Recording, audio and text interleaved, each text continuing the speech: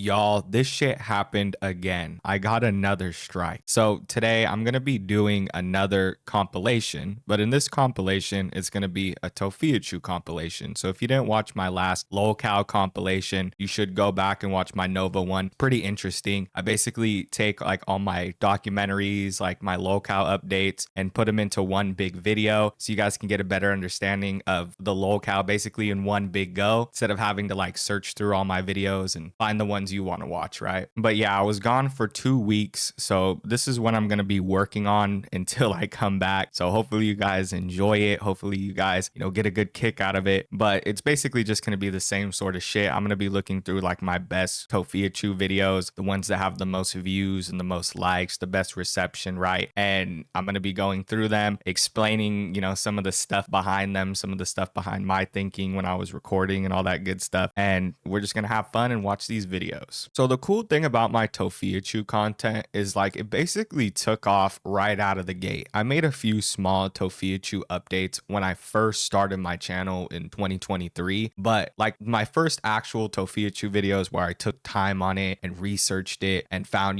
good clips and stuff like that, they ended up popping off pretty quick. So it wasn't too hard to get the Tophiachu videos to pop off. My first one was with Major Chilla, which is pretty cool as well. Like, well, one of my first ones. Wasn't exactly my first one, but it's one of the first ones that I'm proud of. It's like one of my first long form Tophiachu videos. It's titled Tophiachu's Explosive Meltdown, the latest Tophiachu update. So it's a little bit of a long title. I was doing like way longer titles before, but whatever, you know what I mean? It makes sense. And it's a good video as far as my older videos go, because you watch my other compilation, you can see that my older videos just were kind of shit, like especially the audio quality and the video quality and the editing. It was all really shit. So I'm surprised anybody watched any of it, but this one shouldn't be as bad because it's a little bit later in the timeline as far as my channel goes. I should have already gotten down, some good editing techniques. So hopefully things are good in this video and there's not too many mistakes. And plus it's with Chilla, so I'm sure he brought some of his good commentary style with them. The video should be great, y'all. What's going on, everyone? How you doing today? My name is the Leaping Lemur and welcome back to another video. Y'all, today with me I have my good friend Senor Chinchilla. How's it going, everybody? It's Senior Chinchilla here, and we're watching Tophiachu. She's large and in charge, and unlike most people her size, she's missing her Hershey, and she's not even going to make an attempt to go find it. That's right, folks, and she's angry, not just about missing her dog Hershey, but also her Hershey bar, and it seems like she had a complete meltdown. And today,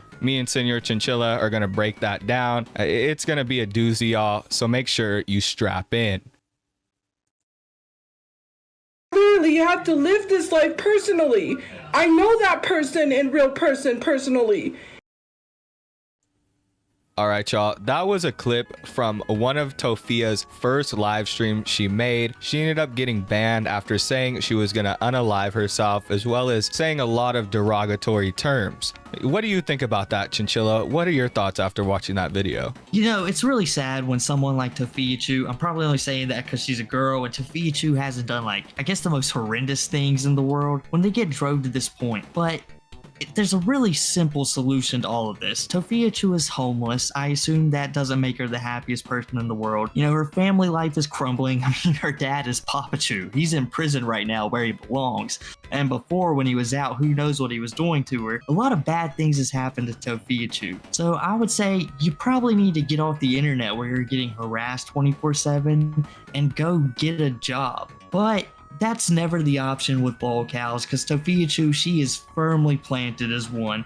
Because if you think this is the end of the freakout, no. Just like her true love, Nova Online, she moves on to a burner account. That's absolutely right, Chinchilla. Maybe if Tophia got off of TikTok, she'd have more time to fill out some job applications. But no, she decided to go to her burner account and continue this crazy ass freakout.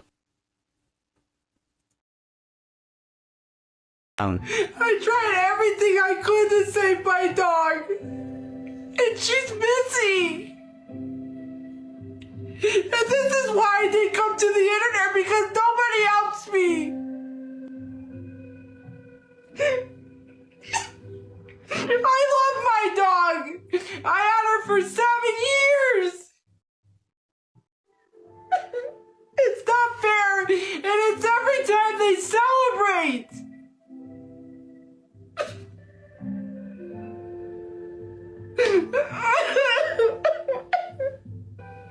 My poor dog is missing and no one has been helping me. And they literally said they was gonna kidnap my dog. That's why I didn't come to the internet, for safety reasons.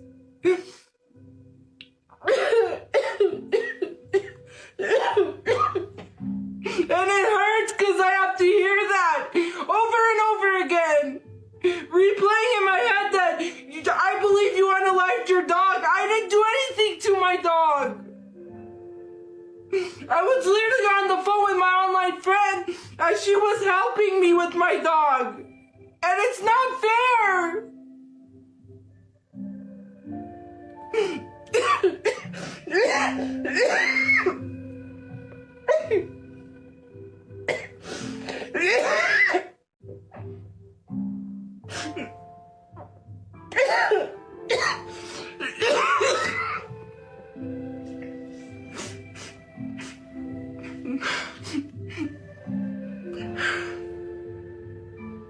And those people have their dog walking free.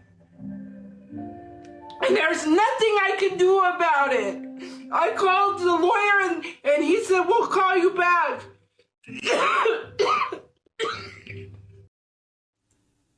Y'all, Tophia tries her best to make it look like she actually cares about the dog and that she's crying because she lost Hershey. She even states at one point that she can't stop hearing people say she hurt her dog. I mean, y'all, this whole story is just fucking whack. You know, Lemur, it really is, because her whole story has been all over the place since it came together. The one person who was truly hurt in this is her mom. And you know, she's gotta be. She trained Hershey to pee in Wendy's cup so she didn't have to let her outside. Hershey was a dog she was very fond of. You don't get many animals like that. But Tophiachu, when Hershey goes missing, she barely puts any effort in. And the story she says is just kind of crazy, guys. Okay, look. If Hershey was a tiny dog, and if a pit bull who was ginormous as she said it was, runs into the motel room and attacks everybody, runs through everything, destroys the place, and runs Hershey out, Hershey, no matter what, as soon as they get outside, would have been ate by that dog, 100%. It doesn't sound pretty, but that's the reality of it. And even if Hershey somehow managed to escape, when she was talking about all the holes in the fence in the yards in the motel, she was like, oh yeah, don't worry, there's not that many holes it could get through except that one, and that one over there. But don't worry about those. She was very unserious about this entire situation. So it makes sense, especially if she's like hearing people tell her over and over in her head that she hurt her dog, that she probably did something wild. Exactly, Chinchilla. She's just crying to try to gain sympathy points, and it doesn't even make sense. This whole rant was a clear mental breakdown. It was incoherent, and she doesn't bring up shit that matters. Even later in the rant, she starts talking about celebrities and laughing about the whole situation. It's really weird. He didn't call me back. The lady in the office didn't care. Those people fled. They left with their dog. They have their dog. So that dog can do it again because it's not on a leash. And the lady was walking around dancing with headphones in from the office like everything's okay. Oh, what? What does your dog look like? We already told you. You had an attitude. A fucking attitude when we told you.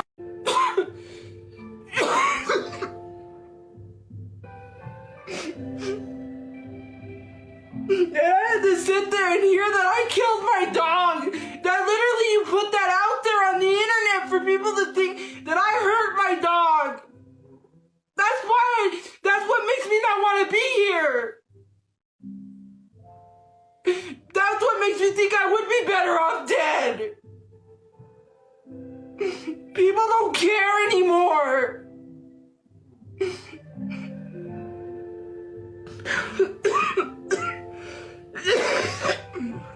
And it exactly proves my point. Because my online friend literally told me,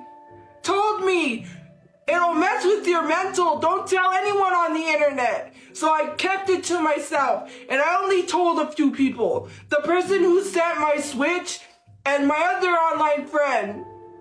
That's why I only felt comfortable to tell them my dog was missing, because maybe they would help me. They've been sending me photos and stuff, saying, is this your dog? It looks like your dog.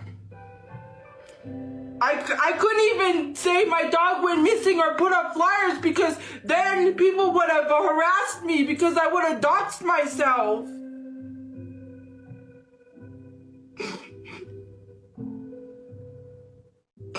And those people stood there while their dog was in my room still. They didn't do nothing. They watched their dog. And they have their dog. They left with their dog. They fled with their dog. Their dog is here. My dog's not.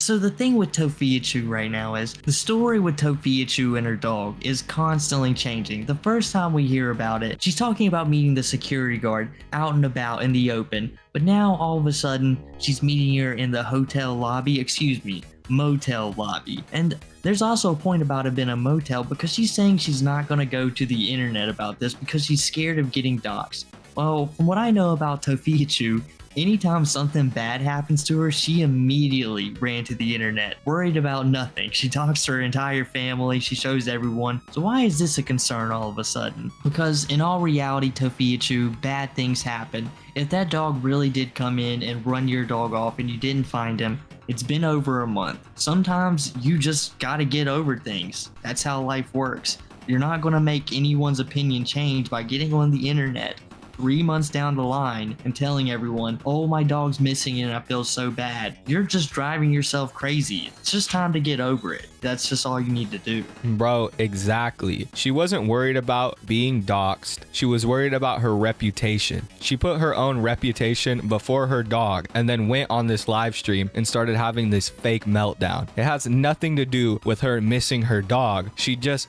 doesn't want the hate anymore and feels guilty because she didn't do shit to actually help the situation and just got a bunch of other people to do it for her. And when it wasn't efficient enough for her, she started complaining about it. I mean, listen to her. She's a selfish person. And it doesn't make sense that she would own an animal. She can't even take care of herself. Well, if only Papachu was like president, homie. That way there'd be more hookers on the street to find Hershey at his time of need. And Tophiachu could have went to one of them. Just pick him up right then and there. God, imagine a whole planet full of that family. Just a bunch of brother chews, papa chews, walking around everywhere, breeding with each other. God damn, that would be sick.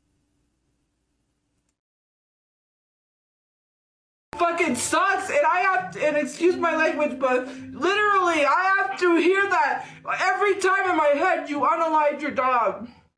You unalived your dog. I think you killed your dog. I was fucked up to put that out there. Well, it does kind of seem suspicious because you didn't, if it was my pet, I would have posted it everywhere. And it proved my point because people started saying literally that they were going to kidnap my dog, which is what I knew is what they was going to do. These people was not going to help my dog. They was going to take my dog if they would have had the opportunity to and say we gave it a better home.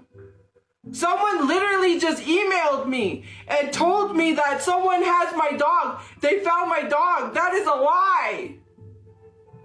Oh, it's in a better home. I can't even live my life without having to address a lot of things.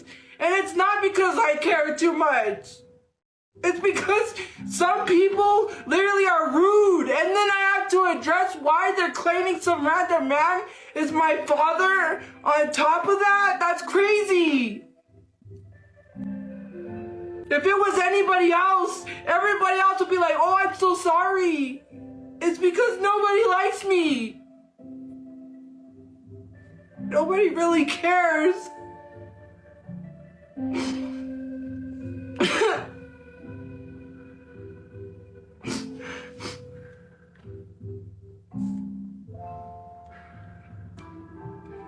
And I shouldn't say nobody because, yes, people have sent me stuff and people have been really kind, but again, it hurts. No matter what I do, I'm ridiculed for every little thing. I can't say something because, ooh, you're canceled. Every time I defend myself, it's an issue.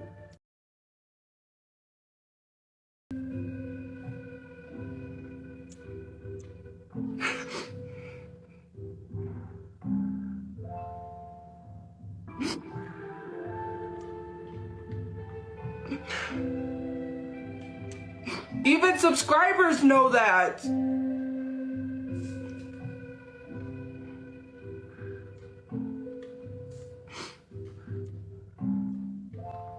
This goes here, I think. But then that needs, I don't know. I don't know. I'm just so frustrated at everything. It's just like everything that happens, they celebrate it. Tophia, no one was trying to kidnap your dog. There was numerous times on live stream where you were shown putting your dog inside the bathroom. You were like throwing pets. You have a bad history when it comes to animals. So of course, when somebody would see a pet that you owned on the street, they would want to take it and give it a better home. It only makes sense. I don't know why this is something to have a meltdown over. Also, what's with you playing that stupid fucking puzzle game? I don't know who the fuck has a meltdown and decides to open their fucking iPhone and play a puzzle game. That's wild, dude. How do you think of that, Tophia? You're literally sitting here crying about your dog missing while you're playing a game about leaves. And I'll also play a clip where Tophia is laughing after this whole meltdown, and it really puts in perspective how fucking nuts she is, folks. Just how I like it.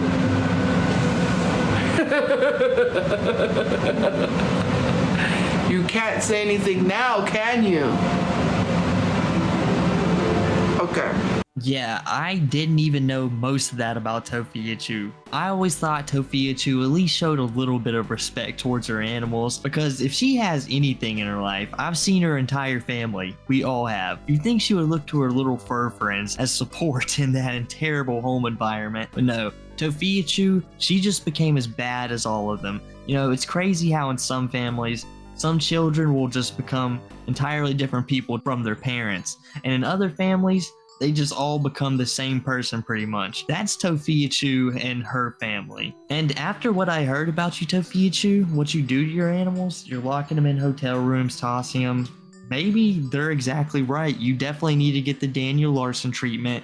You know, just like music, someone more responsible than you has to come, take your dog from you. And, well, I guess that would have been the better option since you don't have Hershey anymore from either lack of responsibility or from your own doing, Tophiachu. All right, y'all. That's all we have for this video. I want to thank Senor Chinchilla for joining me. Oh, it's no problem, man. Thank you so much for having me here. Thank you, everybody. You know, it was a blast doing this video. If you want to, you can come check out my channel as Senor Chinchilla. And you can always find us every Sunday at the Barnyard at around 6 o'clock Eastern, 3 o'clock Pacific Standard Time. It's a blast, and I'll give it to my homie in this video for you guys. Thanks so much for having me.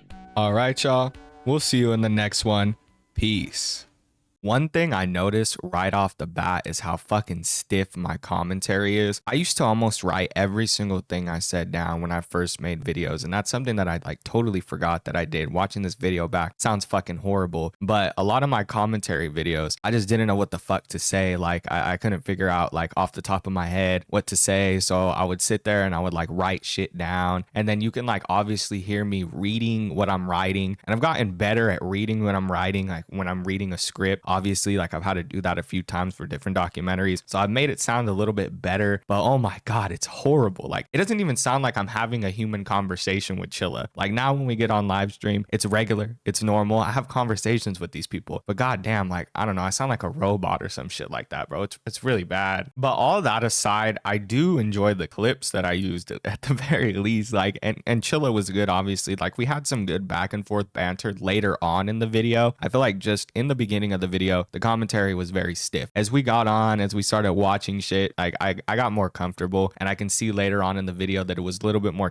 tolerable to listen to. But at the end of the day, like, yeah, it's definitely improved. Like the commentary is what you can see in this video. That's like definitely different, way different commentary. My editing style is a little bit different because I used to just straight up use OBS. I didn't really edit anything. I would just basically use the OBS interface to watch videos. So I would have the video tab in like a separate scene in OBS, and I would click on that and play the video, and then I would jump back to myself, and you know, I would basically edit some of the dead air in between, but that's it for editing. Like I didn't really do much editing. I think I used to put like GIFs. That was my thing. I thought that was going to be my thing, where I would like put little funny meme GIFs in the black space around my lemur. So I did that every once in a while, but I feel like my editing is just way better now, way more smooth. Commentary is way easier to listen to. Other than that, this is just like a typical Tophiachu video, so I see why it popped off. It's pretty okay, you know what I mean? Like it's Tophiachu melting down. That's what it is for sure. It's crazy too that Tophiachu still to this day has meltdowns about stupid shit like this, except, you know, it's not in an apartment or a motel anymore. It's in a motherfucking like park bench. It's on a park bench, you know, in a park outside and shit. Like that's where she's having these kind of like fights with people about Hershey still to this day. You know what I mean? She's still crying about Hershey, talking about how she misses him. People need to stop talking about him. Like it never stops. It's like a cycle with Tophiachu. She never lets these things go. Like honestly, this video could just apply to her right now. Like the video that we just watched about her having a meltdown, you could probably take the commentary me and Chilla did and then just interlace a different Tophiachu video, and it would make about as much sense as the first one did. You know what I mean? Like you could just keep like replacing the clips, and it's like, yep, Tophiachu melted down. She's crazy. She keeps going off about this, that, and the other. It's like the same shit over and over again. Tophiachu is very repetitive. Now I'm gonna skip a few videos because I want to go to like one of my big Tophiachu videos, like my first big Tophiachu video that really popped off. This one got 100,000 views, and it's Tophiachu bragging about her earnings while homeless. That's the title. Tophiachu brags about her earnings while homeless. Lolcow update. So obviously in this video, I'm not ragging on Tophiachu for being homeless. That would be insane. But what she's doing in this video is sitting there and talking about how much money she has, and she might have been bragging about how much money she has to the audience and saying that it's more than them. I don't know if that's what she was doing. She does that a lot. Could have just been one of the times where she was talking about her TikTok earnings, or she was bragging about her Instagram earnings. But either way, it's a lolcow update where Tophiachu's sitting there and bragging about how much money she makes while her and her mom and her brother were sitting on the streets. So it's insane. She still does this shit to this day as well. She'll sit there and be like, guys, I made $2,000 on TikTok. Like I couldn't have made that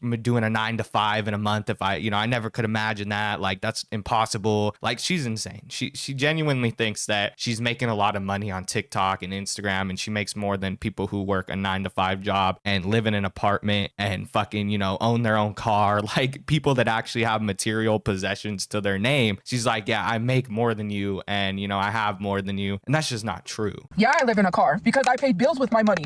Did you think I could save my money? No, it went to bills. I made more than someone worked at a 9-to-5 job, but more money is more problems. I had loads of bills. Mind you, on top of paying $400 a week. Hello? So, of course I wasn't going to have it. I paid $300 in bills. That's $300, $400, $500, $600, $700 right there. Plus, and all the other extra stuff I had to get, like toilet paper, shampoo, because me and my mom use different shampoo, you know, like toothpaste, deodorant, all the other stuff. Well, folks, here we go. Tophiachu is still homeless, and she's still complaining about getting kicked out of that live-in motel she was staying at. If you don't know, a couple weeks ago, I made a video talking about Tophiachu's homeless arc, and this homeless arc has not been short-lived, and I don't believe that it will be. I think that Tophiachu is going to continue to be homeless because she's living in complete delusion. Basically, this whole thing started when Tophiachu was exposed by a TikToker who goes by the name Squid. This TikToker had some issues with Tophiachu as she was a housekeeper at the motel that Tophiachu was staying at. So she was a housekeeper, she would help clean the room, and she said that the room was very nasty. She didn't name Tophiachu initially, but then after, Tophiachu had some issues with her and started basically calling her a maid and diminishing her work. Mind you, this is coming from somebody who's completely unemployed. Tophiachu has no job at all. and she's over here talking about this girl's job and trying to say that she's a maid, acting as though she like cleans after her, like Tophiachu pays her, right? A maid is somebody that you pay to clean after you. A housekeeper is somebody who, you know, keeps up with the rooms at a motel or a hotel. Those are two different things. You don't have the luxury of having a maid, Tophiachu. You weren't paying this girl. But anyway, that's enough about that. After Tophiachu mentioned this girl and basically exposed herself, they continued to have a back and forth. And now things have died down between the two, but Tophiachu still mentions the motel, and she still continues to try to say that what happened wasn't her fault. She tries to blame Brother Chu because he couldn't pay his side of the rent. She basically blames everybody but herself. If it's not Brother Chu, it's TikTok, because TikTok didn't pay her on time. And if it's not TikTok, it's the trolls, because the trolls won't let her get a job and make real money. In today's video, I wanted to look at a live stream that Tophiachu straight up did from her car. So she's sitting here living out of her car, still going on live, and she's just using a green screen in the background so people can't see her car and shit. So she's sitting here talking shit while she's homeless, saying that she's making more than a typical 9-to-5 job. It's pretty crazy. This live stream comes from about 2 days ago at the time of recording this, so by the time it comes out, probably be 3 days old. It was recorded on the 22nd, and it's really good. It's got a lot of great Tophiachu content. The initial clip we're going to look at is rather depressing. I mean, this whole live stream is depressing, but this one in particular is really depressing. We see Tophiachu start off the live stream. At first, she shows her face, and then she decides to pull back, and she completely stops showing her face at some point and acts like it's just not picking up her face when everybody's seen it in the beginning. Like, we seen that the camera was picking up her face pretty well, and then she kind of just moves the seat back so that people can't see her. And then she starts rambling on about how her brother gave her a car, but yet she says that she only drove 2 times. And then she's saying that her brother gave her multiple cars. Why would your brother give you cars if you only drove 2 times? That doesn't make any sense at all. I really don't understand that. You can't even drive. You're 30 years old, and for some reason you're being gifted cars. That's a whole thing, right? She's going to get into, and then she starts talking about the food she's going to eat. I don't want to spoil it all for you, but she's just basically rambling in this initial clip and trying not to read the comments, but in the end, she ends up giving in, and of course, she starts reading. It's working, but you can't really see me. Huh. Oh no, my bandana's in the back. Ew. Ew, you. How am I? I'm good. Hey, look, we have a light. This light doesn't work either. Ooh, it's a ghost house tour. What am I doing? Just hanging out. I've been good. What time is it? It's 5:28. I'll probably come back live later. Show my face. I already did. Oh, look, I could lay the seat back. Great. Hey, hey. You can't drive. Yes, I can. I went driving twice. I know how, because I went driving twice. Once in an SUV and then in a Buick. A green Buick. That Buick that I have, it's a video. If you scroll down, I showed my car. I didn't show the license plate though. But my brother gave me a Buick, and then he gave me a small Ford SUV. I really like that car. But then both the cars went to coworkers. One went to a coworker that needed it at the Buick because he's like, it's just sitting there. I'm just gonna give it to him because he needs it to get to work. And I was like, okay, fine. Because my brother works. He works. So, well, at the time he was working, you know, and so he couldn't take me to go drive often. And then we had this small Ford SUV that he said, I'll get you another car since I gave that one away. And I was like, okay. So he got me this one. But then he ended up, his coworker bought it back because he bought it from his coworker's parents because, you know, they were selling it again. And the coworker bought it back because he traded the car, a car that he had, to pay off his loan. And he needed that car, so he bought it back for my brother. I love that car. So I like SUVs. Plus, I have to make me a ham sandwich for dinner probably. I don't know if I want. We just ate earlier. Well, that's all we can afford because we can't really afford much. So it's what we can have in the car, which is like peanut butter and jelly and ham sandwiches. That's about it. That's all we can have for right now. Until we get to a place where we can cook. You could do Uncrustables. I don't know. My brother ate Uncrustables. They sell them at the at the Walmart, but I didn't want to get Uncrustables. I got Lunchables, which you don't have to heat up. Like the pizza one, you don't have to heat up. You can. I like it heated up, but you can eat it like that, and I like it without like it being heated up. So yeah, that's basically what I had was, or I get the cheese, ham, and crackers one. And I eat that right away, obviously, because that one has to be refrigerated. Obviously, they do have to be refrigerated, I think, but I eat them. Otherwise, it's peanut butter and jelly and ham sandwiches. Yummy. Real quick, before we continue, shout out to the YouTube channel TV for these clips. That's why they don't have the normal background that I usually put. It's because it has their background, you know what I mean? It has their editing and all that good shit. Basically, all I did was cut up the clips and make them a little shorter here and there. So a huge shout out to them because they're always on top of Tophiachu's stuff. They're always, you know, screen recording her stories. They're always screen recording her lives. They got a bunch of great clips. So make sure you check out that channel TV for more Tophiachu content.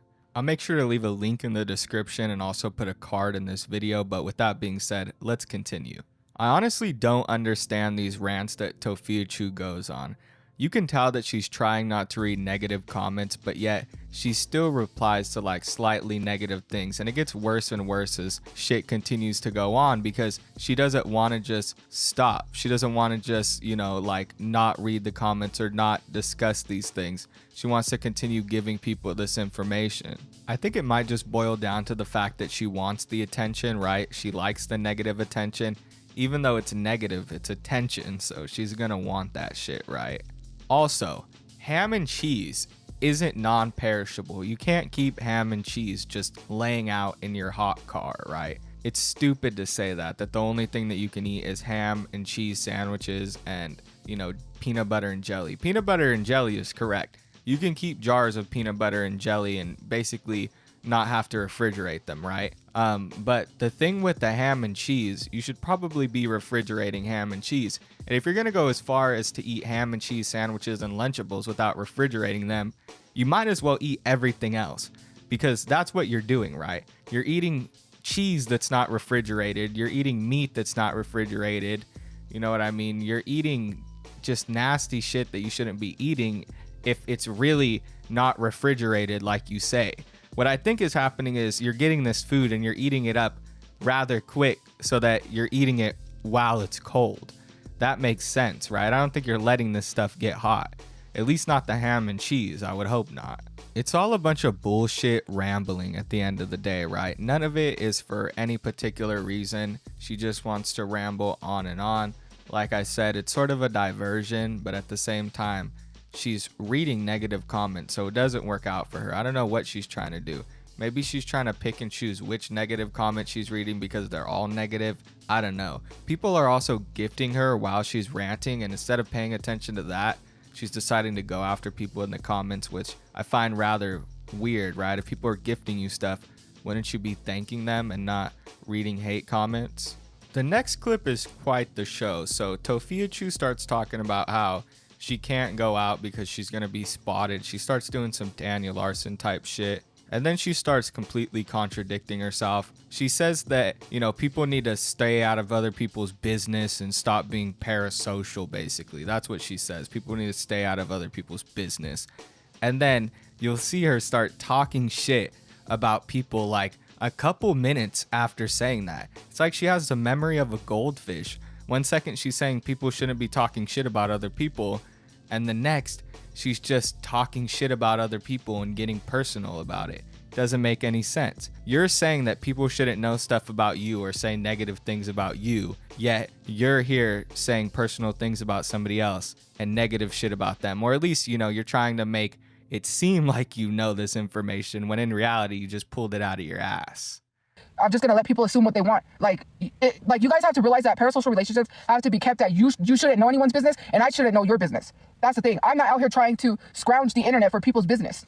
Like it's not. I don't need to know that. What I need to know is what I'm doing, and you know that's my concern. My concern is myself, not anybody else. If I tell people what I do throughout the day, it's just people wanting to ruin things. Plus, they might ruin certain things, and I don't need anyone in my business to begin with. And what bothers people is that sometimes, like, you could think that I don't do nothing all day, and that's great. I want people to think that, because at the end of the day, I'm not here to give people any personal info and say, well, I went here today, and I go here, because the people are going to be like, oh, she goes there, so now we need to start going there. Watch her. this is what she does. We need to be there. Like, I have to be careful for my family safety too, because people just want to try to keep me homeless, and that's not going to happen. And sometimes people get so mad because they don't know. Like, they get mad because they don't know exactly everything. And it's like, well, you could be mad all you want that I'm not telling you anything. Like, it was never anyone's business to know if we was out of that place or not, for that reason, because we get followed around. And look, we get followed around. We've already had people follow us around, you know? Like, we've already had people, it's just like, you know, I just tend to keep stuff for safety reasons. It's not anybody's personal business. The other day we went and played, what was it, last week we played pool, I think it was? We went places too. We're doing a lot. I'm tired, bro. Yeah, I did. Actually, well, never mind, I can't say that. Can't say that either.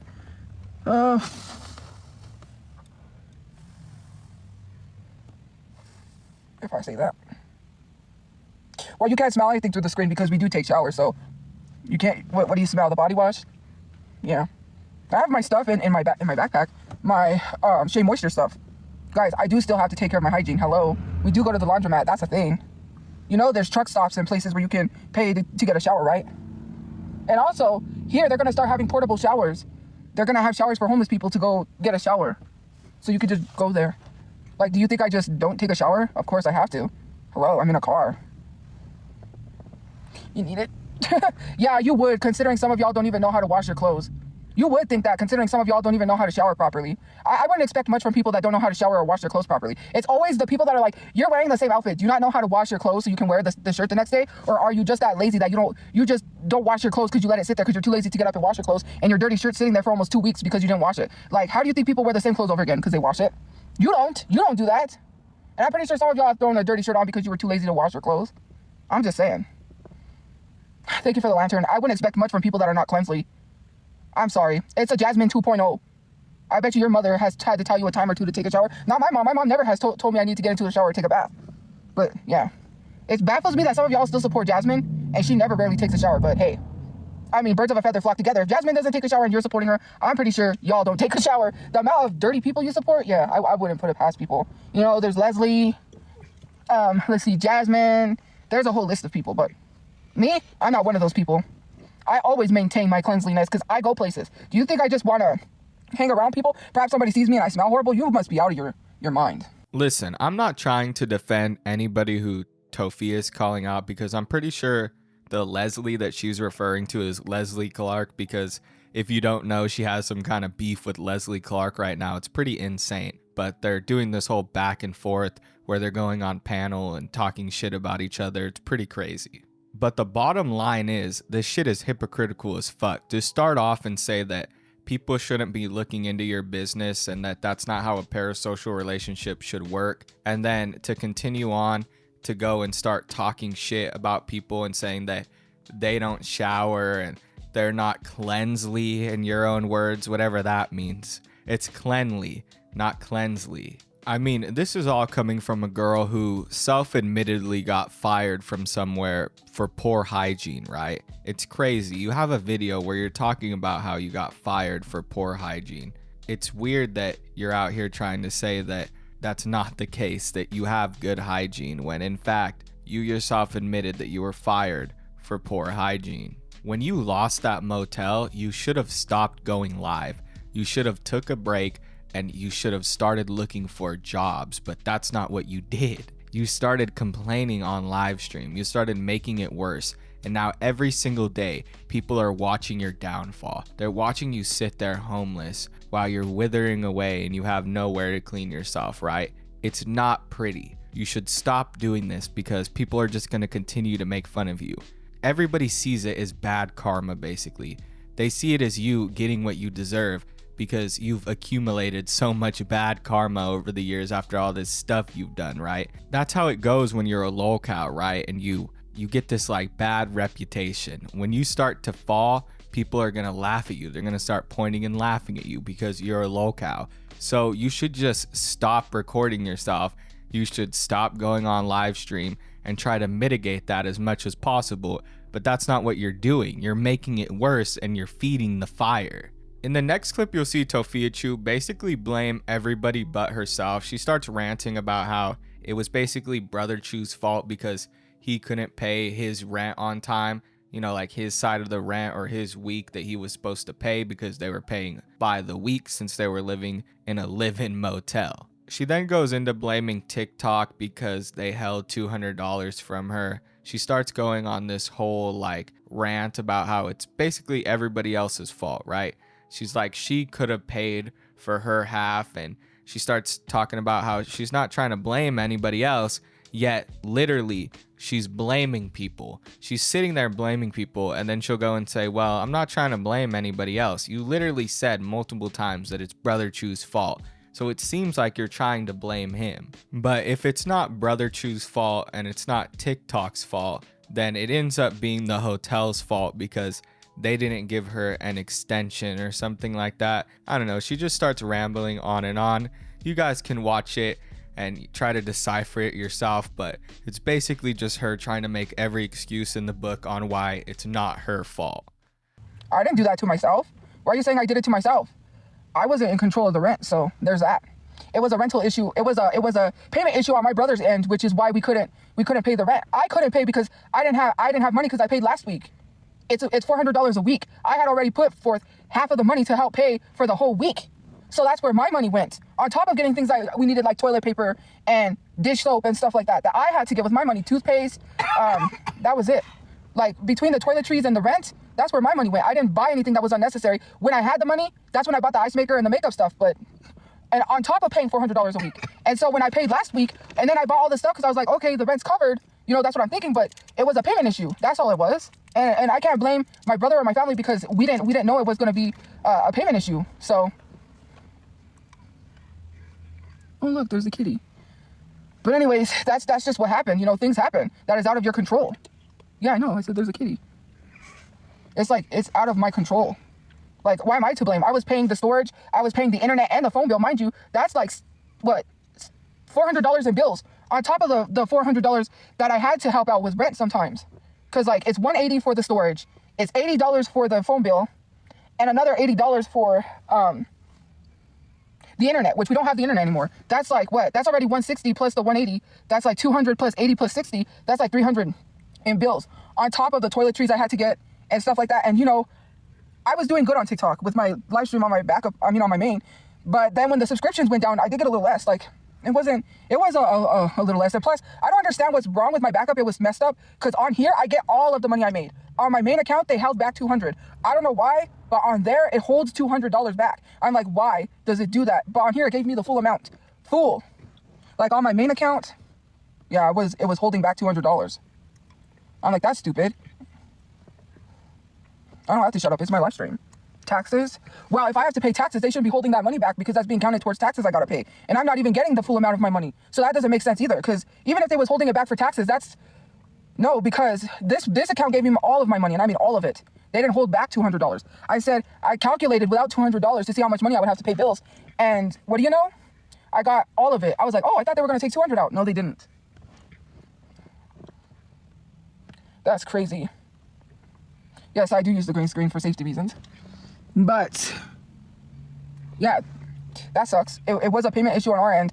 And then when we went back to pay, they said because they had payment issues from us before that they couldn't allow us to stay there because the lady that worked in the office did work with us. I'm not going to lie because he had an issue with payment. I'm not going to say what, but he had an issue. And then we just made up enough to pay by the day because we thought we had to pay like for the whole week, but we were paying daily. So we paid daily. And then it got to the point where we couldn't pay because I already had told my mom, I said, we need to figure out how to get out of here because we're not going to be able to do it anymore. It's just too much. And I was sure enough right. I was right. We ended up couldn't do it.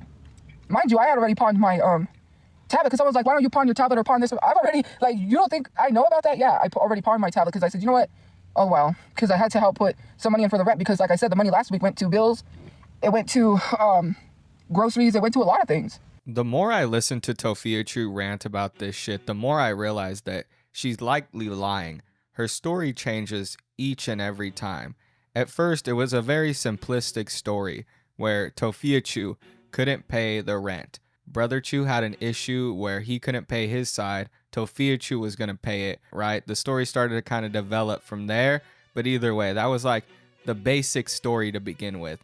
And now things start to get complicated and she starts to bring in other parties.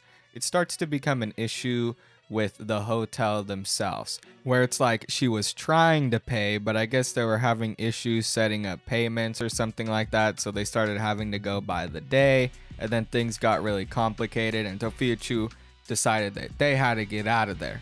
And it was actually Tophiachu's choice. It's basically the equivalent of when a dude gets broken up with, and then he starts telling everybody else that he's the one that broke up with his girlfriend, when in reality she dumped him and he's just too embarrassed to admit it, right? That's Tophiachu. She's saying that she was planning to leave the whole time, so she never truly got kicked out. She never truly got dumped. I don't know why Tophiachu can't just drop this whole motel thing. Why can't she just leave them alone, dude? Squid already dragged her through the dirt, right? She already exposed her numerous times, and Tophiachu keeps poking the bear.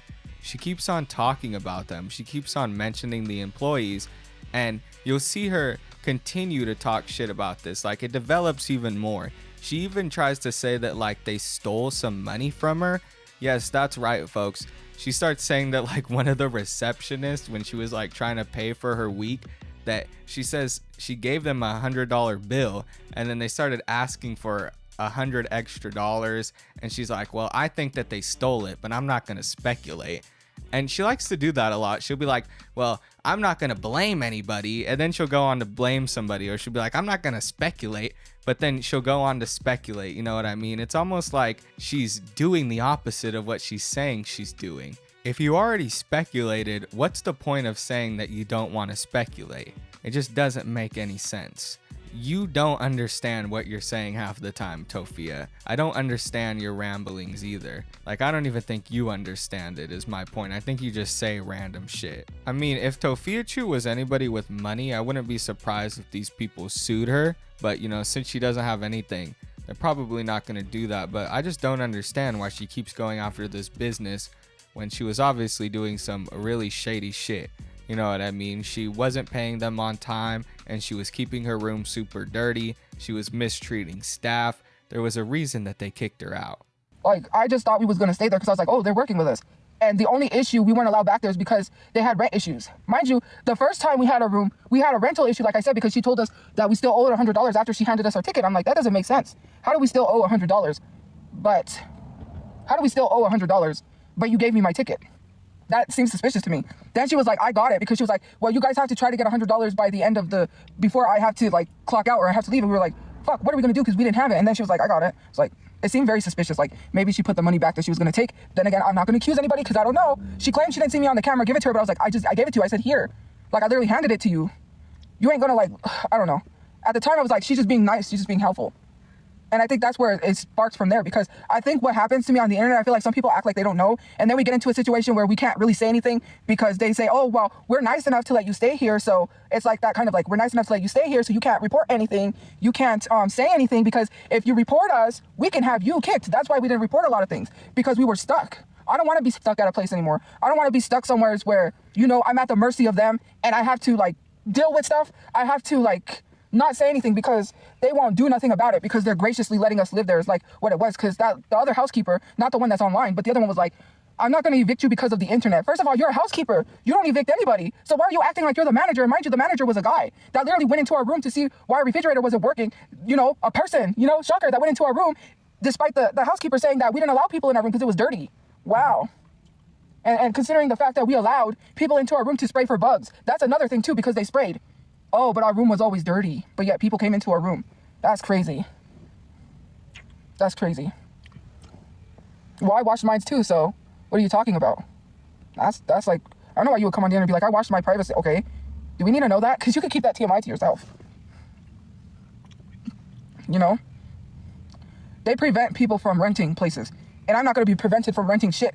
You have to have 3 times the rent, right? Anywhere. 3 times. And if people don't believe me, I would suggest you call some apartments in some places. There are affordable places, but it's not like what you think, especially trying to get a 3-bedroom. And no, I'm not going to live in a 2-bedroom. Okay, you live in a 2-bedroom. Okay, I'm not going to have to share a room with somebody or have somebody say, hey, you go sleep on the couch and I get a room. That's not right. Anyways, and even 3 bedrooms are expensive. The cheapest 3-bedroom was the one that we was living at, which was $810 for a 3-bedroom. And the only reason why we was paying that is because we were living there before management. We was living there way before management had took over. And once the new management took over, it went up to like about 900, I think, to 1,000. It was like a little over 1,000 at our old apartments. Mind you, I was like, we just gotta try to keep this as long as we can because this is the cheapest, like 810. Unless I was living in a 1-bedroom by myself, which there is they have like, they're building a lot of areas are building new studios, and some of them require you to have good credit, and I don't have no credit at all, and it takes about like 6 months to build credit. And with the money I was doing on social media, I could have legit paid for my place, a studio. But I was like, you know, all of this happened, and then I ended up having to take care of my family, and we ended up getting evicted from that place. And in the process, I was looking for a place because I said I need to get my own place, and that stopped me. And so here we are, and I'm literally not going to rent anymore. It's a hassle, and especially in an apartment, they want 3 times the rent, and if you're not even making that, man, the minimum wage here, people are making $600, $500. How do you expect someone to make 3 times the rent? Especially if places are over $1,000. And with the route that we're going, we can save, we can work towards getting a house, you know? Although people are gonna be like, you don't have enough money to rent, but you have money for a house. And I'm not telling people I'm gonna have money for a house. And no, I'm not taking out a loan. I could take out like a $7,000 to $5,000 loan if I build up my credit. I could do that, but I'm not gonna. You know, there's possibilities. But for now, I'm not telling anyone anything because it's none of their business. It's none of your business. Worry about you, and I'll worry about me. We could just live just fine. This isn't anybody's fault but yours. You're complaining about this stuff as if it's society's fault that you have a low credit score. It isn't society's fault that you're 30 years old and you have no credit. It's your fault. That's your fault. There's nobody else that you can blame but yourself for that. It's crazy, Tophia. Come on, listen to yourself. Why are you angry about this? You should be angry at yourself that you're not able to rent someplace. You know what I mean? You shouldn't be angry at the government or society. I don't even know who you're ranting to at this point or what you're ranting about. Everybody needs to have a credit score. Like, I don't understand what you expect anybody to do. Do you think that they're just gonna like waiver a credit score for you to get a house, for you to get an apartment? I don't understand what you want people to do. There's nothing they can do. You're literally just ranting at nobody at this point. Why would you take out money for a loan, right? You're saying that you're gonna take $7,000 for a loan. You don't know how it works to get a house, do you? To like make payments on a house. I don't think you understand how that works. I mean, sure, you might be able to make a down payment on a house, and then what would you do after? Would you be able to keep up with it? Would you be able to pay for the utilities? Would you be able to like pay the mortgage every month? You don't think about these things before you say them. You just start ranting to people about random shit because you're mad at the comments, right? But if you really think about what you're saying, you have no idea what you're truly saying, man. You've never owned a house, so you don't understand how it is.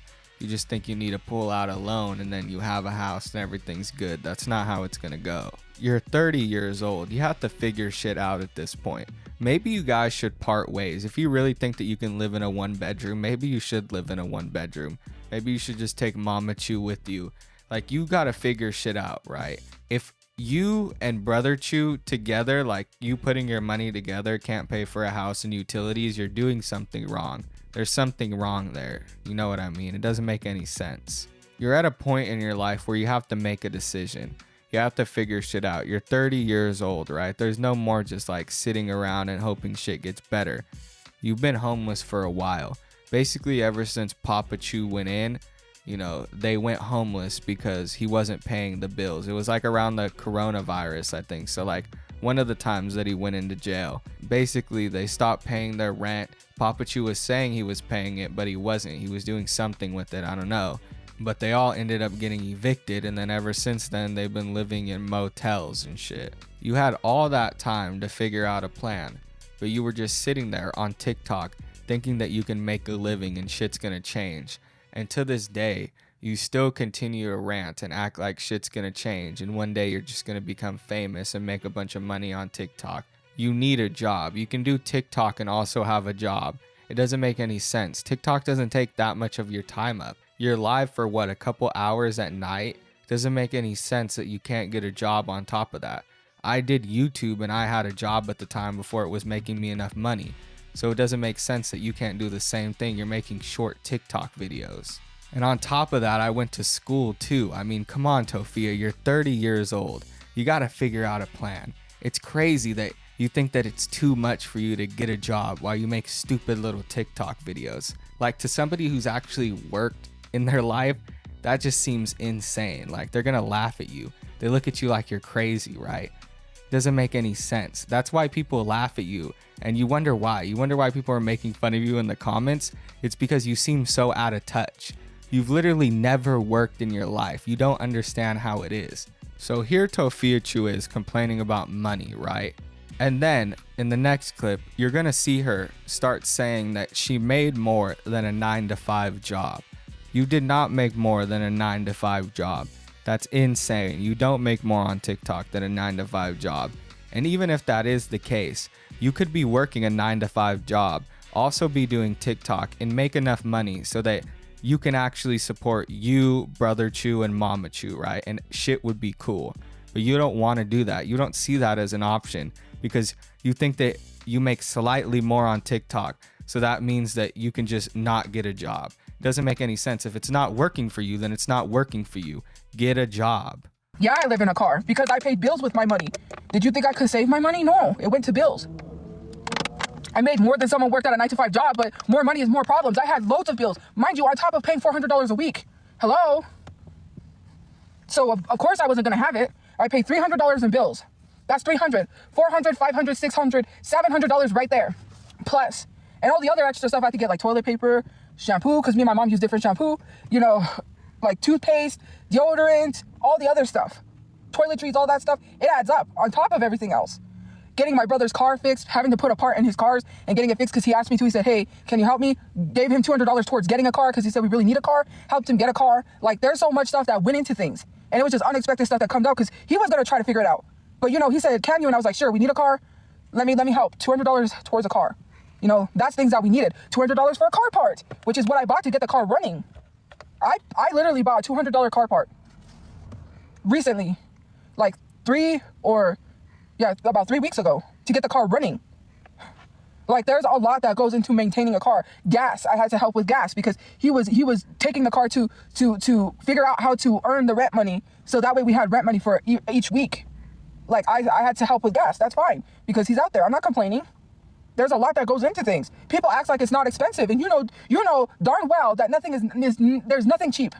It's not cheap. You could still be making over $1,000 plus and still not be able to afford to live. Not even someone that makes $100,000 would be able to afford to live. In this economy, $1 million is not enough no more. Like, that's how crazy it is. That's how crazy this world is getting. It's so dang expensive, and I wish people lived in my shoes to see how hard it is. It's very hard. And especially because I get spotted everywhere, that just doesn't help my anxiety at all. Like, I'm like, see, I told you, see? Like, people don't listen, because how many times do people have to tell you in the comment section, if she gets a job, she's just gonna end up getting fired because you're gonna harass the job. Then you guys want me to work where I can't be seen. Mind you, the only warehouses that I can work at, which I tried to work at a warehouse once, it was not for me. I struggled. It was really hard for me to lift stuff. It's through Cali's. It's not permanent, it's temporary, and it's first come, first serve. Whoever is there first, they put you to work and they pick. Even if you're there first, you still may not get picked. And you wait there, and you get paid weekly, it's not enough. And then Amazon. So, like, someone's like, you can package stuff for Amazon. Amazon's way on the west side. It's way out in the middle of in the middle of nowhere by the jail. Way over by the jail. There is no way I would have transportation to get all the way out there. All the gas, unless I lived close by, I wouldn't mind working for Amazon. But Amazon's way on the other side of town. There is no way.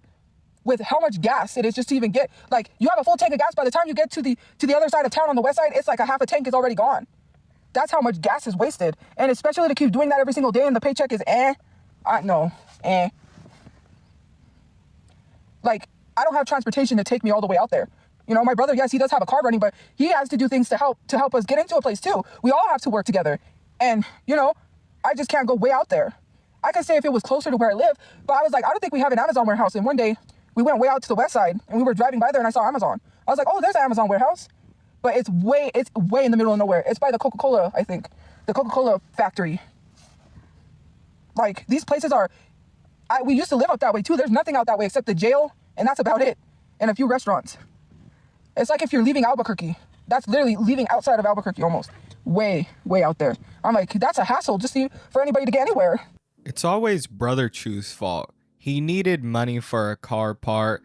He needed money for gas. It's like he needed to try to find a way to make money for rent. It always falls on Brother Chu, right? It doesn't make any sense. I don't get why she's always blaming Brother Chu. It seems like today in particular, she really had it out for the guy. Sometimes you have to give up certain luxuries to make it, right? Sometimes you have to save up money, not buy certain things. You have to hold off on certain items. But Tophia, you like to splurge, and you make it very clear that that's what you do. You go on live stream with these makeup kits. You go on live streams with these expensive items, these switches that you just bought, right? Whatever. I think she bought a switch before, or somebody else bought it for her. Either way, she has things, right? She says that she pawned off her tablet earlier.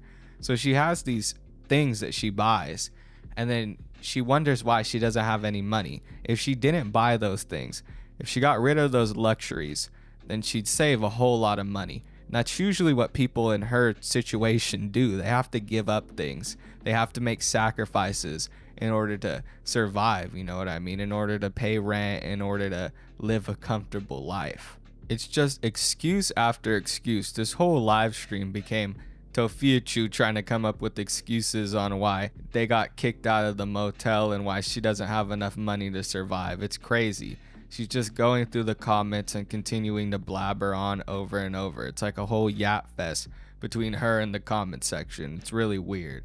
That's the last clip that we're going to be looking at, folks. I had to cut her off at some point because she just kept rambling. And shout out to the channel TV because they sped her up, which is perfect because I don't think she would have been listenable any other way. She talks really slow. She has a lot of breaks in between her speech, so it makes it really hard to listen to her. She doesn't sound coherent at all, but sped up, it's a little bit easier to keep track of what she's talking about, and it doesn't seem like there's so many spaces in between her talking. Honestly, I don't see an end to this homeless arc. I think it's going to be a lot like the job situation, where Tophiachu just continues to go on and try to make excuses. She tries to say that she's got the situation under control, when in reality she doesn't. And she likes the way things are because she can be lazy and she can make up excuses and she can say why she doesn't need a job. Basically, she wants it to be like that. She likes the fact that she can make excuses and she can say that it's everybody else's fault but hers. I mean, you already seen her talking about how she doesn't have a credit score and how, you know, she wants to pull out a loan and get a house. She's already making excuses on why she wants to stay homeless. It's crazy. Instead of actively looking for a job, she's going to go on TikTok and complain how she can't get a house or can't get an apartment. When if she actually put the work in and got another job on top of TikTok, she could put some money together to get an apartment for her, Brother Chu, and Mama Chu. And obviously Brother Chu's throwing in some money too, so they should be able to figure things out, but yet they don't. Anyway, y'all, that's the end of this video. This has been a long one. I'm sure I'm gonna have to put a lot of work into editing this, so make sure you like, comment, and subscribe. That all helps out in the algorithm. If you watched all the way to the end, you're the best. I know it probably took a lot of willpower to get through Tophiachu's ranting, so thank you for being here. I appreciate it. See you guys in the next one. Peace.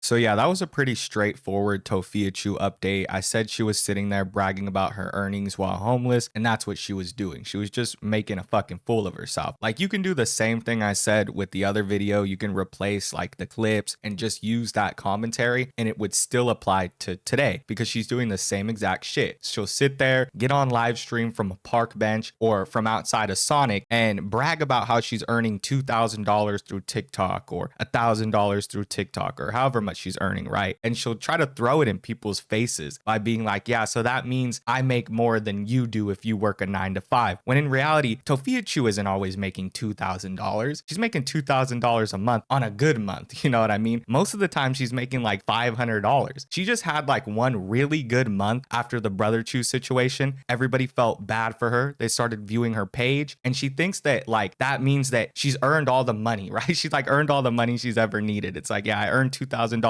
once and now I'm golden. Like now I'm cool. Like this is just how it's going to be for the rest of my life. And that's not true because we're already seeing a downfall of Tophiachu content. Like we're already seeing her get lower views. Her content is starting to get stale. Like we already see it. The only thing that's keeping her afloat at this point is her live streams and that GoFundMe that she started. But even that isn't getting shit. Like she admitted a few days ago on live stream that that's going nowhere. So Tophiachu is just fucked. You know, I'm wondering how much she's going to make next month because it has to be a drastic drop considering how much lower her viewership is now. Like even on her live streams, people just don't want to sit there and watch that shit. It's like the same thing over and over again. So the next video that we're going to be looking at is basically the same way, where it's like history just repeats itself with Tophiachu. It's just this vicious cycle. So I had made a video a while back where Tophiachu had went to Comic-Con when she first got homeless, when they got kicked out of the stay in motel or live in motel, whatever it was called. They fucking ended up going to Comic-Con. Well, Tophiachu did. I think maybe Mama Chu went with her. Maybe she brought Brother Chu. I can't exactly remember, but all I know is that she went to Comic-Con like days after she was talking about how she didn't have any money, how she was homeless. Like basically everybody was like, yo, Tophiachu, you should save up all the money you can, right? So that you're not homeless, so that maybe you can get a motel room for the night or something like that. But instead of doing that, Tophiachu decided it would be a good idea to go to Comic-Con. I don't know, maybe she did get a motel room with the extra money or whatever, but still, you know, that money that went to Comic-Con could have went to another stay for another day, but instead she decided to go to Comic-Con. So it doesn't make any fucking sense. She literally just did the same exact thing, going to a Jonas Brothers concert after her brother passed away and she's homeless, but she'll go to a fucking Jonas Brothers concert, she'll go to Comic-Con, she'll go to these events that she has no business to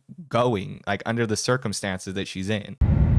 But yeah, so that's not essential. Here we go with the Comic-Con stuff. I said I had enough to go to Comic-Con and also do what I needed to do, and I still have money. Well, y'all, who would have guessed it? Tophiachu went to Comic-Con. Even though she's homeless, has no money, is constantly being banned on TikTok, and is at risk of losing her job since the platform itself is being banned, one of her main priorities at the moment was to go to Comic-Con. It's pretty crazy that this woman will sit there and, you know, talk about how it's nobody's business what she's doing and she should be able to do what she wants with her money, but yet all the time on live stream, she'll go and she'll complain about her financial situation. I thought it was nobody's business what you do with your money, yet you always want to complain about how you're not getting paid on time or how you don't have enough to survive. It doesn't make sense. If you don't want people knowing your financial situation, don't tell them. But I think it's pretty obvious why Tophiachu does this, why she picks and chooses what she wants people to know about her financial situation. And that's because she wants to pretend she's a victim. She wants to claim that she has no money and that she's losing all this money from TikTok. But, you know, when she does stupid shit with her money, she doesn't want people to know because she already knows that they're going to be on her TikTok live in the comments complaining about it, which is exactly what happened. Now, last night I saw this news come out. I saw all the photos of her at Comic-Con, but I didn't want to talk about it yet because I knew that she was going to crash out on her live stream. It was inevitable, right? People were going to ask her about it. She was going to finally fess up to it. And there was going to be some like big reveal, right? Where Tophiachu is trying to come up with excuses on why she should have went to Comic-Con and all that bullshit. So I wanted to wait. That's why this video might be coming out at a little bit of a weird time, because I wanted to wait for all the information to drop before I made a video. I didn't want to just do like a 5-minute video going over these couple of photos from this Comic-Con when I knew that she was going to crash out because of it. So real quick, before we get into anything else, let's just take a quick look at those photos. Now, I'm not going to be going over them myself extensively, but I will be flashing them up because there's not really much to say. You just see the classic Slidell family, you know, the Chu crew. You know, they're obviously looking pretty disheveled because they're not in the best financial situation. They're currently homeless, so they don't have on the best clothes. They're obviously not in the best hygiene situation. So obviously they don't look good and people were making fun of them for that. I know in particular this photo of Mama Chu was going around everywhere with people making comments about how she looked because she was like making this exaggerated facial expression, and you know how people are with the Slidell family. They've done a lot of horrible shit, so every time anybody sees like a little bit of an opening to make fun of them or laugh at them, you know, just make jokes at their expense, people are gonna do it. But I think that's enough explaining. I think you guys get the idea. Tophiachu went to Comic-Con, and now let's look at her follow-up live stream because of course she's gonna crash out. You guys already know. On top of that, I had to get a new battery for the other car, for my brother's car. And then, man, I had extra expenses I wasn't planning on having, but you know, that happens.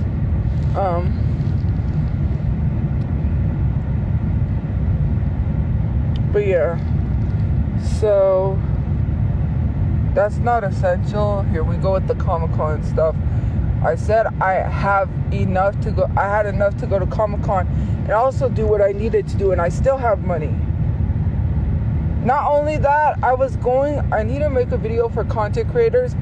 If you guys have any money that is still in TikTok, you need to take screenshots and document how much money TikTok has not paid you yet. Because TikTok is getting banned unless they sell on Sunday, or unless we get unless they get 1 million signatures. Rohana is asking for people to sign the petition to save TikTok. If you have money with TikTok, you need to take a screenshot. You need to document it, because if TikTok does not pay you, they have to pay you. The lady that does the TikTok shop, Amy Jackson, says she's about to lose out on $30,000. No, because TikTok has to pay you. If not, you have to sue them, because TikTok is supposed to pay you whatever money is left. I still have $180 still on TikTok, but they don't cash out until Wednesday, and this Wednesday it didn't cash out because it wasn't enough. I don't know, my page is broken. So tomorrow I'm gonna get autographs. There was a reason why I didn't get autographs today. We just walked around because, yeah, there was a reason. Get a house. With the money I get, I wouldn't have been able to afford a house. How do you suggest that I afford lights, electricity, and everything? Like, how would I be able to keep up payments, especially for an apartment? We can't rent anymore. We cannot rent anymore. We can't do it. It's not feasible. But in the meantime, I could get some sort of shelter, which it's hard to find that sort of shelter. It's some sort of shelter that I have to get, and right now I can't do that. You know, there's never mind. It's a lot. It's hard to explain to people, and it's not hard. I'm not going to explain to people because I'm really not going to have people, well, not dox me, but it's none of anyone's business. I'm not explaining what I'm doing. You'll see, because I do need a place to start filming YouTube videos, because I'm gonna do Reddit stories. I just need some financial freedom. What I need is like security, and not a 9-to-5 job security. In New Mexico, like the minimum wage, I would be making like $600 a month. That is not enough to live in an apartment, especially if my brother's also making that money, because he has to put gas in his car. None of the shit that Tophiachu says makes any sense. She's sitting here claiming that she should be able to have fun and do what she wants even though she's homeless, but after you reach a certain threshold, when you're living out of your car and you're begging for money online, you need to sit back and, look at your life, right? Take a long look at your life and realize that you need to put money into savings. You don't have the money to be going to Comic-Con or be buying expensive things, because now you're in a situation where all your money should be going into savings. All your money should be going towards housing. You shouldn't be thinking about having fun at a time like this. And honestly, I don't give a fuck what Tophiachu does with her money, and I don't think anybody else does either. It's the fact that she'll come on live stream and beg for people to, pay for a GoFundMe for her housing and shit.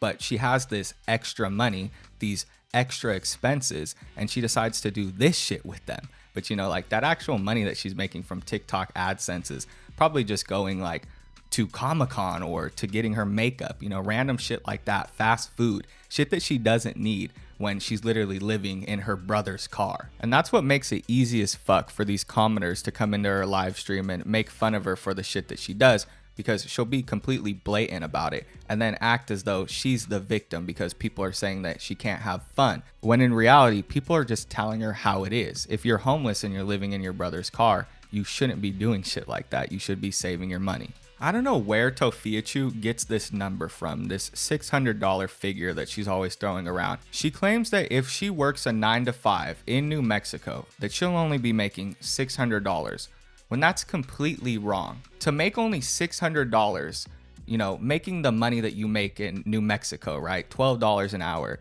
To make only $600, you would have to be working only 2.5 hours per day. That is not a 9 to 5.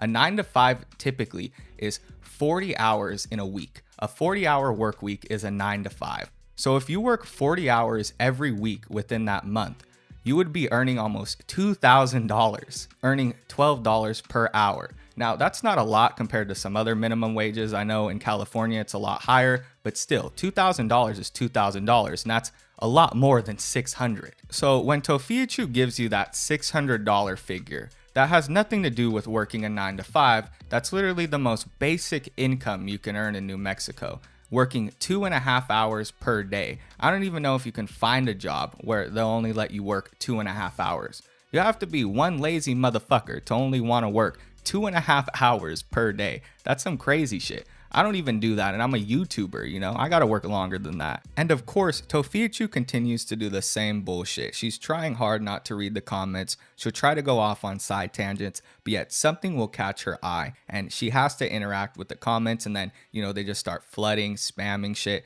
Next thing you know, she's arguing with some random person on TikTok.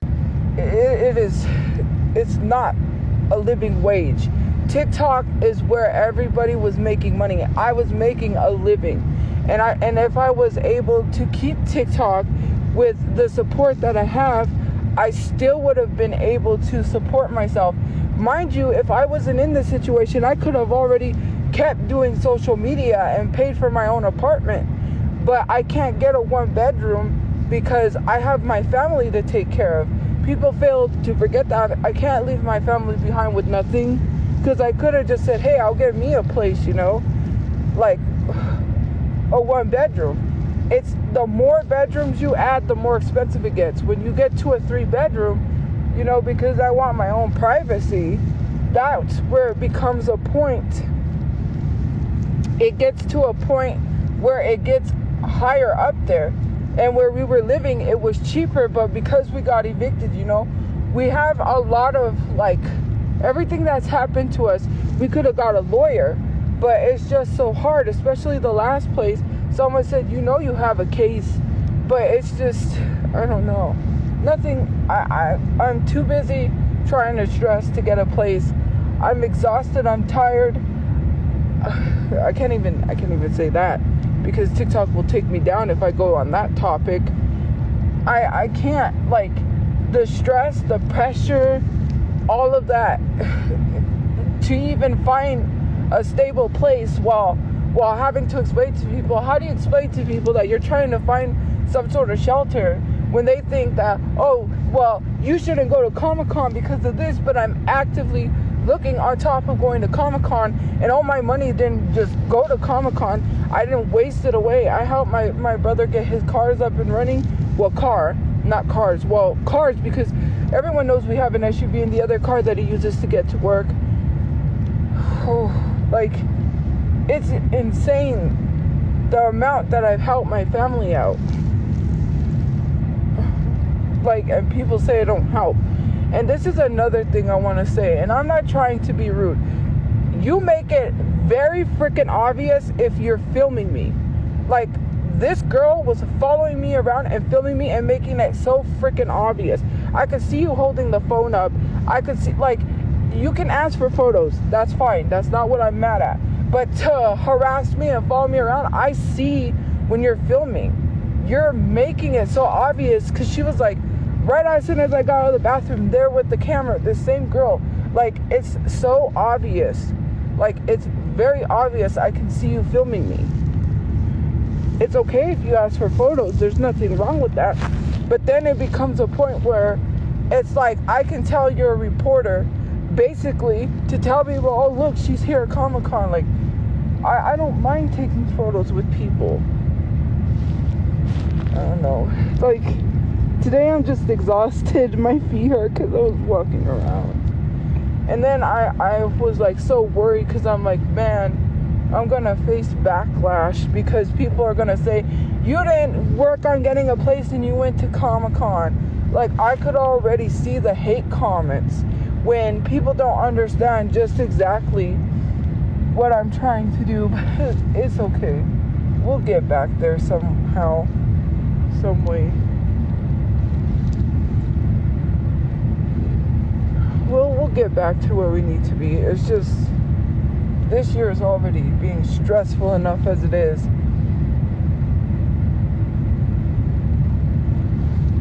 This TikTok ban is something. And then she sits there and tries to make the claim that she's taking care of her family. The reason that she doesn't have a one bedroom is because she needs to take care of Mama Chu and Brother Chu and Papa Chu, right? That's not the situation. That's not what's going on. You know, Brother Chu is supporting both you and Mama Chu. Like, both you and Mama Chu are basically mooching off of Brother Chu at the moment. And before that, you guys were mooching off of Papa Chu and whatever money he got, right? Because, like, I guess he's a veteran and he was getting Social Security and stuff like that. So you guys were just taking whatever checks he was getting and using those. And then when he got out of jail and he had control over his money, the rent didn't get paid and you guys got evicted. So you never took care of anyone, Tophia. Even when you were, getting money on TikTok, you never took care of anybody. You always cared about yourself, and it would go to your makeup or your DoorDashes. Literally, this footage is all documented, right? Your live streams are all recorded. People can see the shit that you do. And it's obvious that all you care about is yourself. I don't know what she thought was gonna happen. Why is she complaining about people coming up and recording her or taking photos of her? What did she think was gonna happen? Like, sure, it's probably annoying. I mean, I know for sure it's annoying, but it's what you've signed up for. You put your whole life on TikTok. You've done all these horrible things. What do you expect to happen? That's what happens. People see you out, going to Comic-Con and doing this shit that costs money while you're homeless and living in your brother's car. They're going to be taking pictures of you. They're going to be recording you and shit. This might not even be going online. It might just be going in the group chat because somebody might just be like so freaked out that they just stumbled upon you, right? Like this crazy horror cow in real life that they don't even believe it themselves. They got to take a picture just to prove to everybody else that they actually saw you at this Comic-Con. And then she tries to say that people are leaving hate comments simply because they don't understand what she's trying to do. Nobody does. You yourself don't even understand what you're trying to do. That's why you have no excuse for why you went to Comic-Con. There's no big excuse that she has besides the fact that she wanted to have fun and chill at Comic-Con. That's it. That's the only excuse you have to going. There is no big thing. You weren't supporting some kind of movement. This wasn't important to some kind of big cause that you support. It's simply just Tophiachu being selfish, not wanting to put extra money in savings, and instead wanting to go to Comic-Con instead of, looking for an apartment.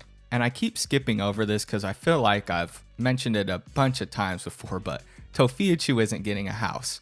We all know that. Tophiachu isn't getting a house. If she can't rent an apartment, if they aren't capable of keeping up with an apartment, what makes them think that they're going to be able to keep up with paying a mortgage, right? I don't understand what she thinks in her head. This girl has been evicted from almost every place that she's lived at, and she thinks that she's going to be able to keep up with the mortgage. Nah, homie. If it wasn't for me, my family wouldn't have had that last place we was at because I was keeping up the rent until my brother said, hey, I'll pay the rent, I'm just so exhausted.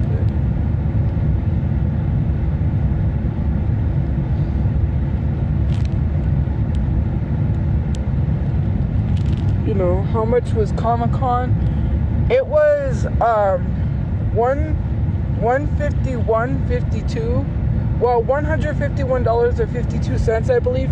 That's the exact price we paid last time, but we paid for 3 days, so it's a 3-day thing. So I paid. It would have been more, but I didn't get for my brother because I wasn't sure if so I didn't get for him. Anyways, this nobody's business. But for me and my mom, it was Well, VIP tickets are so expensive. Obviously, by the time I got paid, VIP tickets were sold out, and plus, I like the extra perks with VIP, but it's just so expensive for 2 people. Yeah, so I just got the 3-day tickets. It's like $151.52.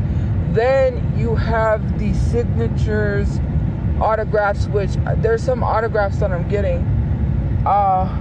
There's a few because my mom, we're getting some signatures from people from the Outsiders. Let's see, Good Burger is one of them I'm gonna get. There's another one I want to get, but it's not gonna be that much for signatures. It depends on how much they charge, and from what I've seen, there isn't anyone that I'm getting that's charging a crazy amount.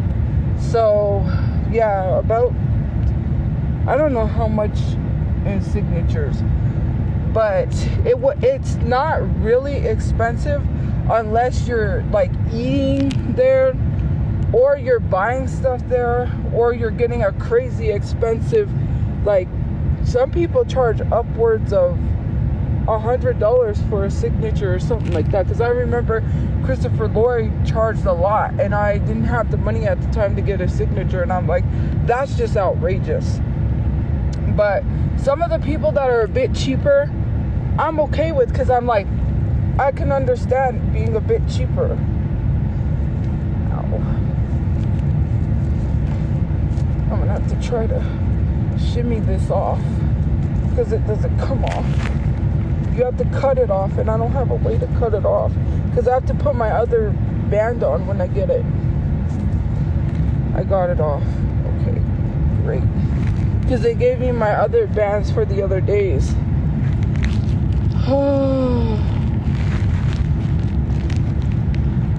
You should use. Bro, the comments in this last one are so funny. Like, if you guys didn't watch them, go back and look at them, because you can see people just start to go off the more she reveals. It's like she reveals more and more stupid shit that she did or that she was thinking about doing, and people are reacting crazy to it, you know? She's sitting here telling people that she bought Comic-Con tickets. That's the first thing, right? And then she reveals that it wasn't just a 1-day ticket, it was a 3-day ticket. And then she goes on even further to say that she wanted to get VIP tickets, but they were just far too much. So she had to settle for the 3-day tickets with the autographs and all that bullshit. What is she even talking about? Why would you even consider getting VIP tickets when you're homeless? What homeless person goes to Comic-Con? Name me one other homeless person you know who goes to Comic-Con for 3 days. Crazy, ridiculous shit, dude. I don't even know why she decided to go live at this point, other than the fact that she probably needs the money, right? She just went live to recollect the $152 that she spent on that Comic-Con ticket, right? But in reality, she shouldn't be going live because she's just being bombarded with comments making fun of her, because obviously she's stupid as fuck. Just put money in savings. It's that easy. You have $150 left over, put it into your savings account, call it a day. You don't need to buy Comic-Con tickets. You don't need to get makeup. It just makes you look like an idiot. She didn't even get Brother Chu a ticket, and I think it's because he has some kind of drama going on. You heard her sort of stutter and say like it's nobody's business why he didn't go.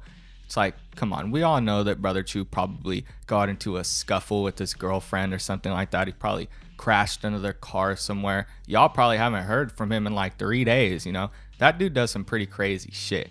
So who knows what's going on with Brother Chu at this point? We haven't heard from him since his arrest. He might even still be in jail. Okay, so I'm gonna buy a home, and you're going to donate to my GoFundMe to make sure that I can pay the electricity, like the lights and all of that, because if I would have got a home, which I couldn't have afforded, mind you, I can't get a house that is rented. I can't rent a house. I would have to buy it because my dad cannot live with me. Again, if something happens and people call the place, we'll get evicted. And I'm not going to move all of my stuff out of storage just to go to a place that we're going to end up being kicked out of. Mind you, I'm still working on getting the house on top of the other thing that I'm talking about. In the meantime, while we're waiting to get a house, On top of that, if I would have bought an apartment, which I could have paid for an apartment, and I could have also paid for Comic-Con, and I could have got my camera and did YouTube, I can no longer rent because my dad cannot live with me. I'm not renting anywhere where my dad is not going to be able to live with us. And then there's a possibility of us getting evicted because someone sees me, or they keep mass calling the office, and then we get kicked out. I'm not moving to move again. I'm so exhausted. There's already too much stuff in storage. And don't come at me because my brother, there's a lot. It's already up to the storage. And I'm not moving somewhere to move again. Moving a lot is not mentally, but but it's also physically exhausting. I want to own my place so no one could ever say, you gotta move. You know what someone saw in the Redno app, and it baffles me? This Chinese man showed his whole place. Once you buy your place, you own it. You don't have to pay property taxes. Why is America so backwards? Why can't we just buy a house without having to pay property taxes? Because once you buy a house, you should be able to own it, right? You own your house. No, you don't own your house, because when you don't pay property taxes, then they own your house. That makes no sense. So you don't 100% own your house. What's the point of buying a house to pay property taxes? And if you can't pay property taxes, not can't pay, but if you don't pay it, then you don't own your house. It makes no logical sense. We should have free healthcare. We don't have free healthcare. Tophiachu is ridiculous. She doesn't know what she wants. She doesn't know if she wants to get an apartment or a house. Like, even if she does get a house, she's sitting here complaining about having to pay property taxes and having to keep up with the utilities and such. Like, she doesn't even know what she's doing. She's sitting here giving the example of getting a GoFundMe started so that people can pay for the utilities once she buys a property. It's stupid. Nobody's gonna do that, and you're gonna make yourself look like you're just mooching off of everybody on the internet, right? Like you're an e-beggar, which is what you've turned into. Like, you've been an e-beggar for a long time, but now you're very blatant about it. Every single chance you get, you mention starting a GoFundMe to help you out financially, right? Because of the situation that you got yourself in. You expect strangers online to get you out of it. It's crazy. You need to stop doing that shit. If you really want to take responsibility, take people's advice, get a 9-to-5 job, put money into savings, and stop pretending like you're a victim when you got yourself in all these situations by being a horrible person and putting your whole life on the internet. But with that being said, that's enough of Tophiachu ranting. I basically just wanted to get the parts where she talked about going to Comic-Con, addressed it, crashed out a little bit, and then responded to comments, right? I had a feeling she was going to do some shit like this. Once I saw those photos come out, I knew that it would be worth the wait because a crash out was right around the corner, and this was a pretty good one, but I feel like it's building up to something even bigger. So if she does continue to talk about this Comic-Con stuff, I'll definitely make a part 2 and continue to talk about it, because there's 2 days left. So, you know, by the end of the week, who knows what's going to happen? We'll just have to wait and see. So if you guys enjoyed the video, make sure to like, comment, and subscribe. If you watched all the way to the end, you're the best. Thank you guys for watching. I'll see you on the next one. Peace.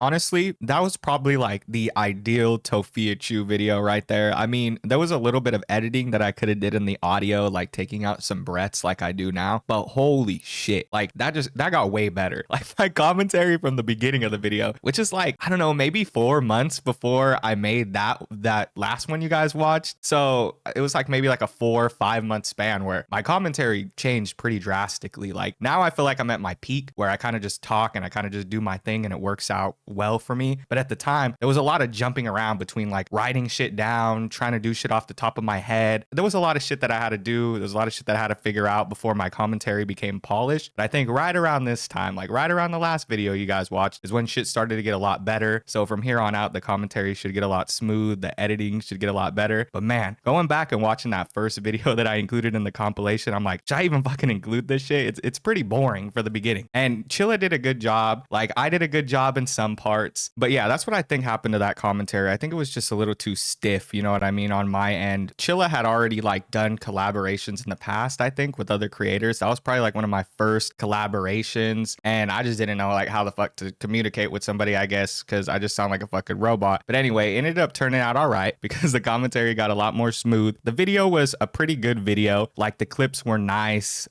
They made sense. The commentary made sense with the clips. It was a good video. There's not really much I could say about that one, except for the fact that Tophiachu is fucking nuts. Like sitting back and watching and hearing those clips, it's crazy how much insane shit that she says, right? How much delusional shit that she spits out and thinks sounds intellectual. And at the time, I remember people defending Tophiachu. Like they do this every time she does something stupid. They're like, why shouldn't she be able to enjoy shit? Why are you guys so mad she's doing X, Y, and Z? And it's like every single time I feel like I've been proven right. Like almost every single time I've made a Tophiachu video, in the end, like the shit that I say, the shit that I guess, it ends up coming out right. Tophiachu scams people. Tophiachu, you know, doesn't really fucking care about her well-being or her family's well-being. The only thing she cares about is clout on TikTok and going to see the Jonas Brothers. Like that's literally all you have to say. But people feel like there's some kind of depth to her. Like there's some kind of like extra, there's something in her soul that one day it's gonna break out. Like she's the Grinch or some shit like that. Like genuinely, like this is like a Pixar movie or some shit like that. But that's not how it is. Like she's a bad person, so she does bad shit, and that's it. All right, so far we saw Tophiachu crash out on live stream, brag about her earnings, and then go and do something stupid with the money, right? So it's almost like this is a cycle. So what do you guys think is going to come up next? What do you guys think Tophiachu is going to do next? Huh? It's the scamming, of course. The scamming comes up next because she used to try to scam people through Cash App before she did her GoFundMe scam, before she came up with her big bank high scheme, right? She was sitting there telling people on Cash App that their money didn't go through, so they had to send it again. That was her like big scam. She would have somebody, she would be like in their DMs, straight up in somebody's DMs, asking for $5 and shit. And then when they didn't, like when the money didn't go through, according to her, she would then go back and then be like, hey, can I get another $5? So what she was doing was she was like doubling her money, right? She would get like $10 from this person. And most of the time they would be like, Cash App says my money went through. What do you mean? And then she would give some like big old excuse, right? And it's like pretty obvious that that's not what was going down and that she just wanted people to give her more money. It's insane how much times she does this shit, right? She does this shit all the time. She'll be like, yeah, that didn't go through. Or like in the case of her GoFundMe, like the whole time, I don't even think that other person existed. That I'm just saying, like, this is what I think. This is my opinion. I don't think that other person existed in the sense that they didn't want anything to do with that GoFundMe. I think that Tophiachu like found somebody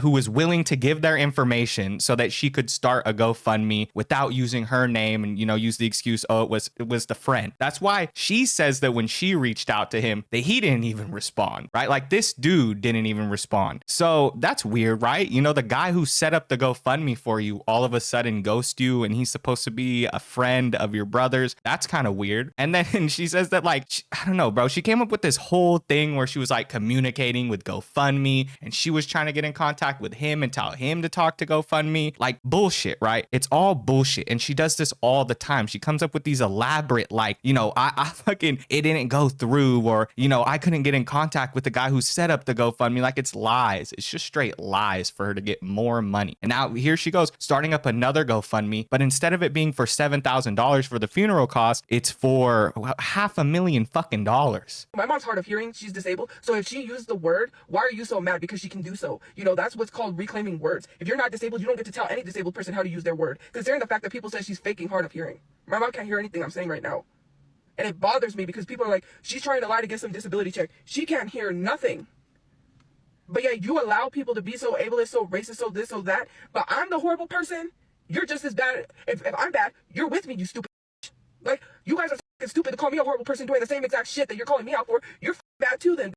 So guys, here we go, talking about more Tophiachu news. This woman just can't be stopped. She keeps going and gets herself into more drama every single day. And now she's being accused of running a Cash App scam by telling people that their Cash App payments didn't go through. Therefore, having them send it again. This has caused people to think that she's either getting the payments and then having somebody send it again saying that she never received it, or she's having multiple people send her payments and then saying that the Cash App was canceled, being ominous about whose Cash App it was, and then having multiple people send her their Cash App payments again. My question is, who's even sending her these Cash App payments in the first place? Is she asking for them on live stream? And when is she promoting her Cash App? I think it's something that she might just leave in her bio. You know, she might just have a link to it somewhere. But either way, it seems really scummy of Tophiachu to be doing this. Because as some have already correctly pointed out,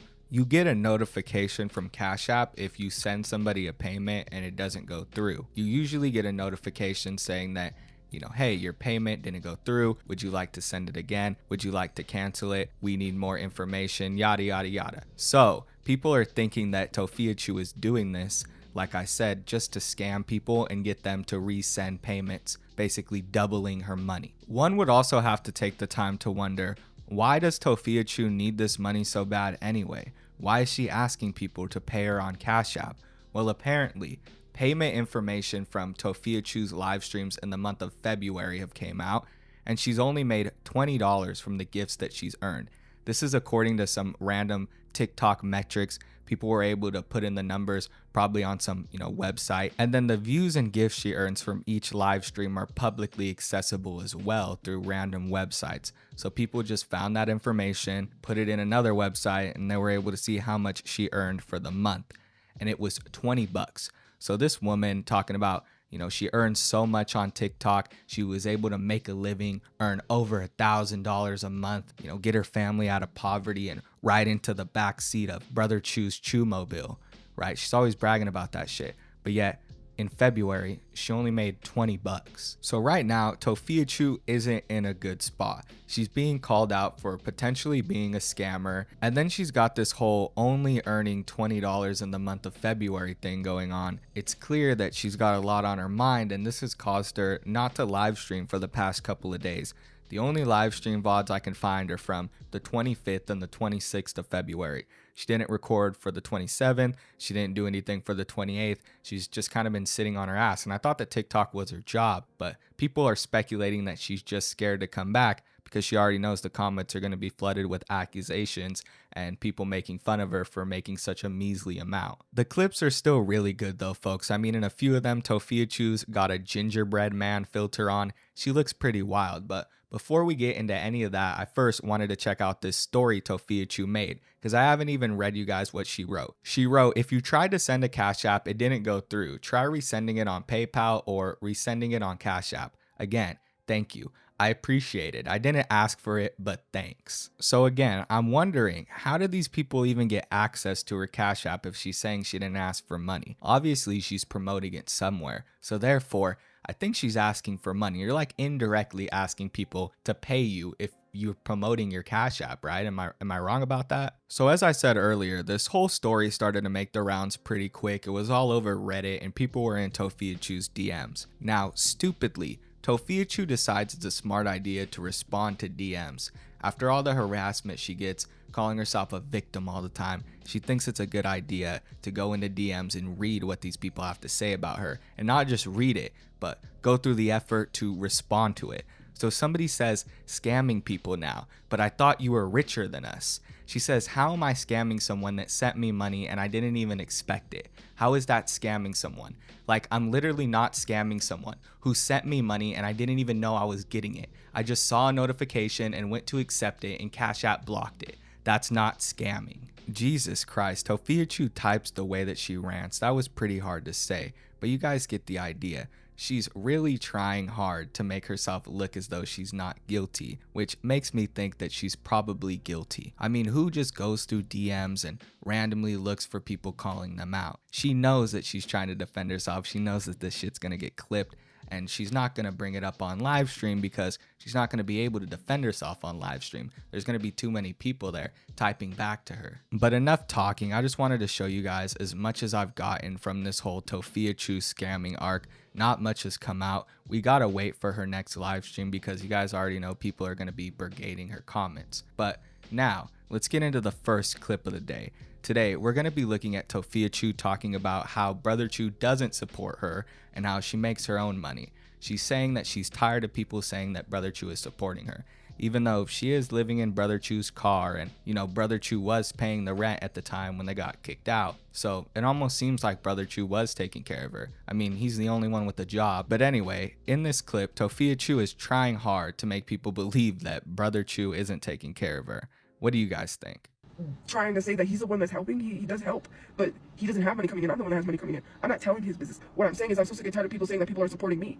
I have to pay taxes on the money I make from TikTok. You're not going to try to say I'm not making money from TikTok and people are helping me. He's not helping me. If he was making money, don't you think we would have been in a place by now?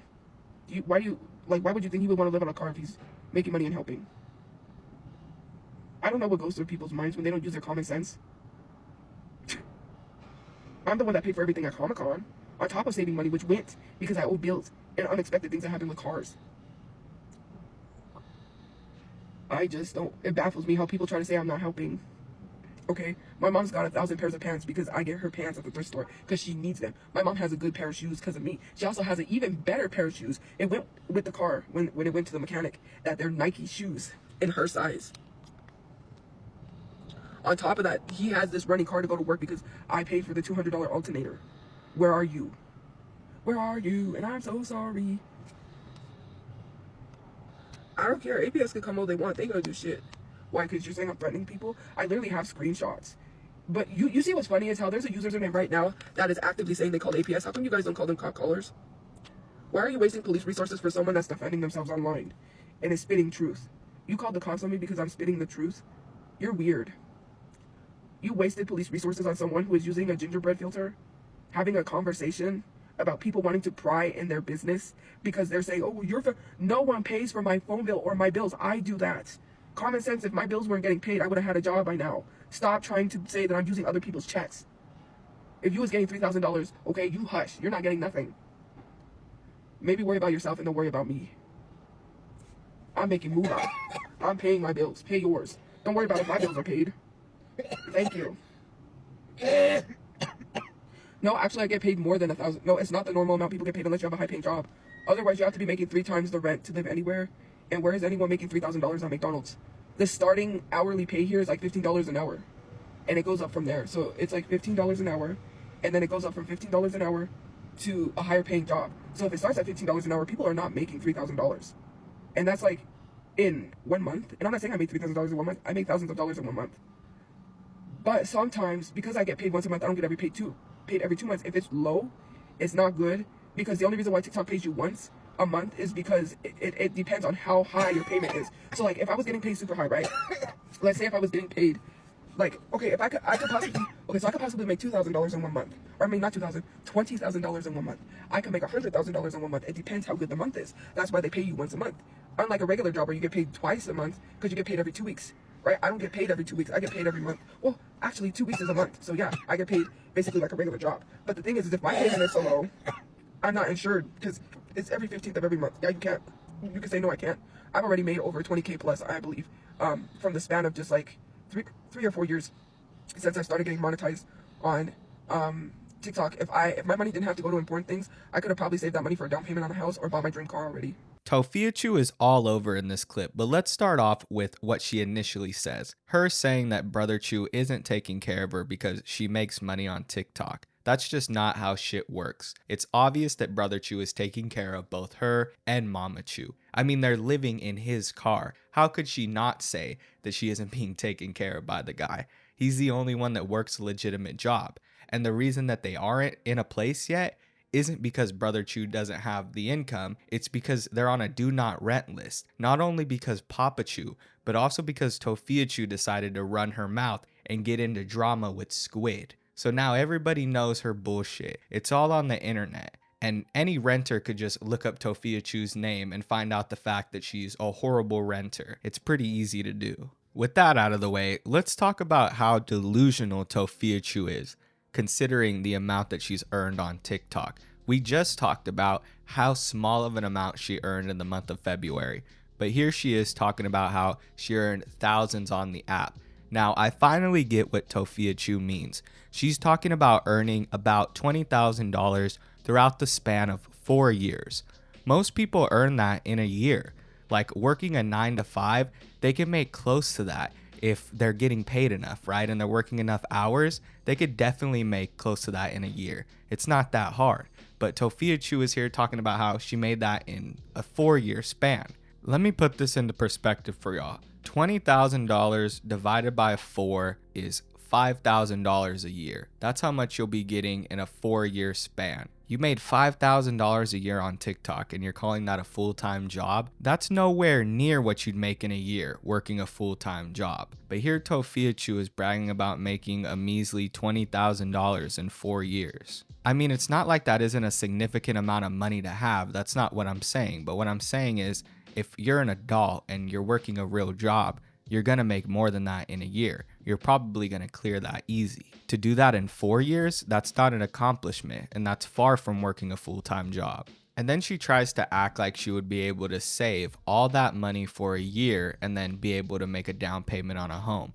That's like how a child thinks. It's like you have no object permanence. You actually think that you're going to be able to go a full year saving all your money, 100% of it, and not buying food, not buying clothes, not buying material things. You, Tophia, the girl who couldn't stop herself from going to Comic-Con after she was going homeless. You're gonna sit here and tell me that you'll be able to save up all that money for a year. It's not realistic. Nobody's able to do that. Unless you have somebody who's taking care of you, you aren't going to be able to save up 100% of your money ever, because it's going to go to food, it's going to go to different kind of bills, and it's going to go to just life in general, right? You need money to live.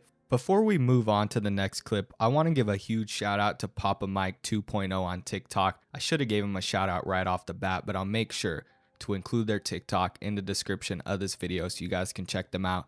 They're always archiving Tophiachu content. They got all the live streams right when they come out, and the clips are, sped up, so you don't have to sit there and listen to Tophiachu trying to think about what she's going to say next. It's really convenient.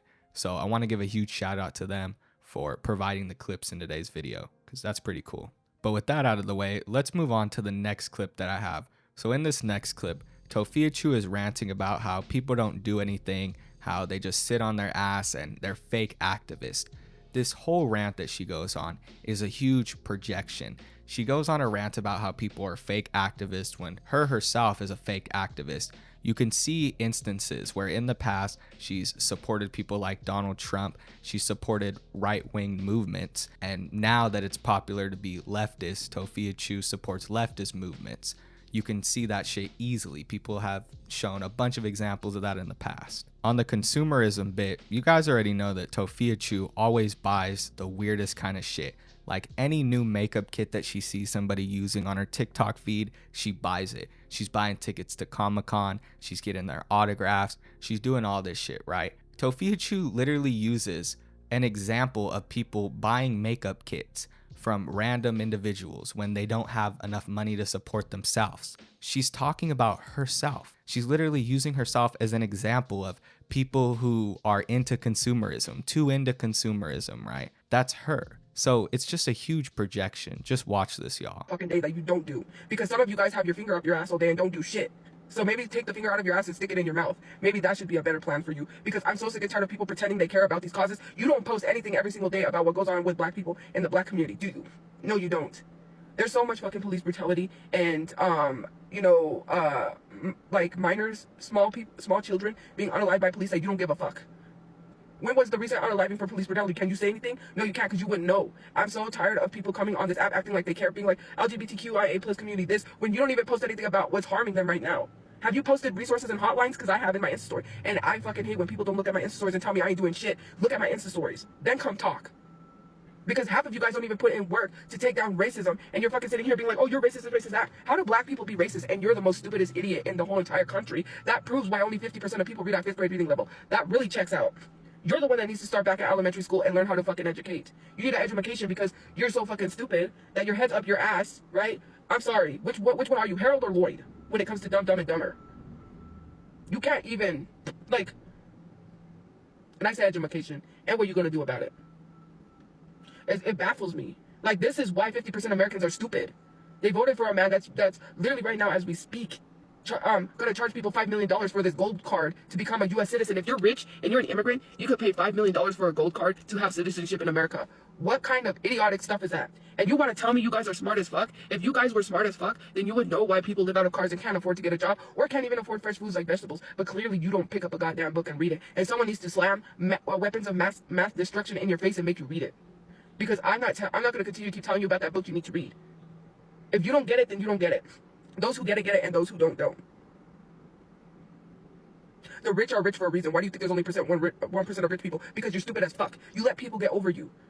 Consumerism got all of us, because when we see these cute little Hello Kitty collections, we go run and buy it. Just like how we saw those Jimmy Choo Sailor Moon collection shoes, which was just a blue boot with a red bow on it, costing $1,000. And when these celebrities flock to buy it, oh, that's what capitalism gets us, because then they jack up these prices for these special collections, like Louis Vuitton collections. Like, oh, we're gonna drop this new Michael Jackson makeup collection, or this new Lisa French collection, and your stupid ass is running to the store to buy it when you can barely afford your light bill. So maybe worry about capitalism instead of worrying about homeless people that are homeless for a motherfucking reason. You're fucking classist, and you can shove your money up your ass, because why are you sitting here talking about me is beyond crazy. It's classism to say that I have a house and you don't. Shove your whole house up your ass, please. Thank you. No one gives a fuck if you have a house. With the money I was making on social media, I could move out of the country and get a citizenship in another country and buy a whole house and not have to pay property taxes with the money I make off of social media. You know why? Because America's fucked. Why should we have to leave our country to get anything? That's beyond me. And thank you for the subscriptions. Like, no, you need to leave, okay? You need to go out of this country, because why should anyone have to leave? Please, pack your bags. Take the rocket ship to Mars and stay the fuck there. I hope your helmet flies off when you're in space and your brain explodes, okay? That's what I hope for. Thank you. I am an angry ass gingerbread, because you know why? I'm so sick and tired of people not having a grasp of what it's like for homeless fucking people, because you think you can pay for shit which you really can't pay for because you're broke as fuck. Talking about you're homeless and you're broke. Bruh, what?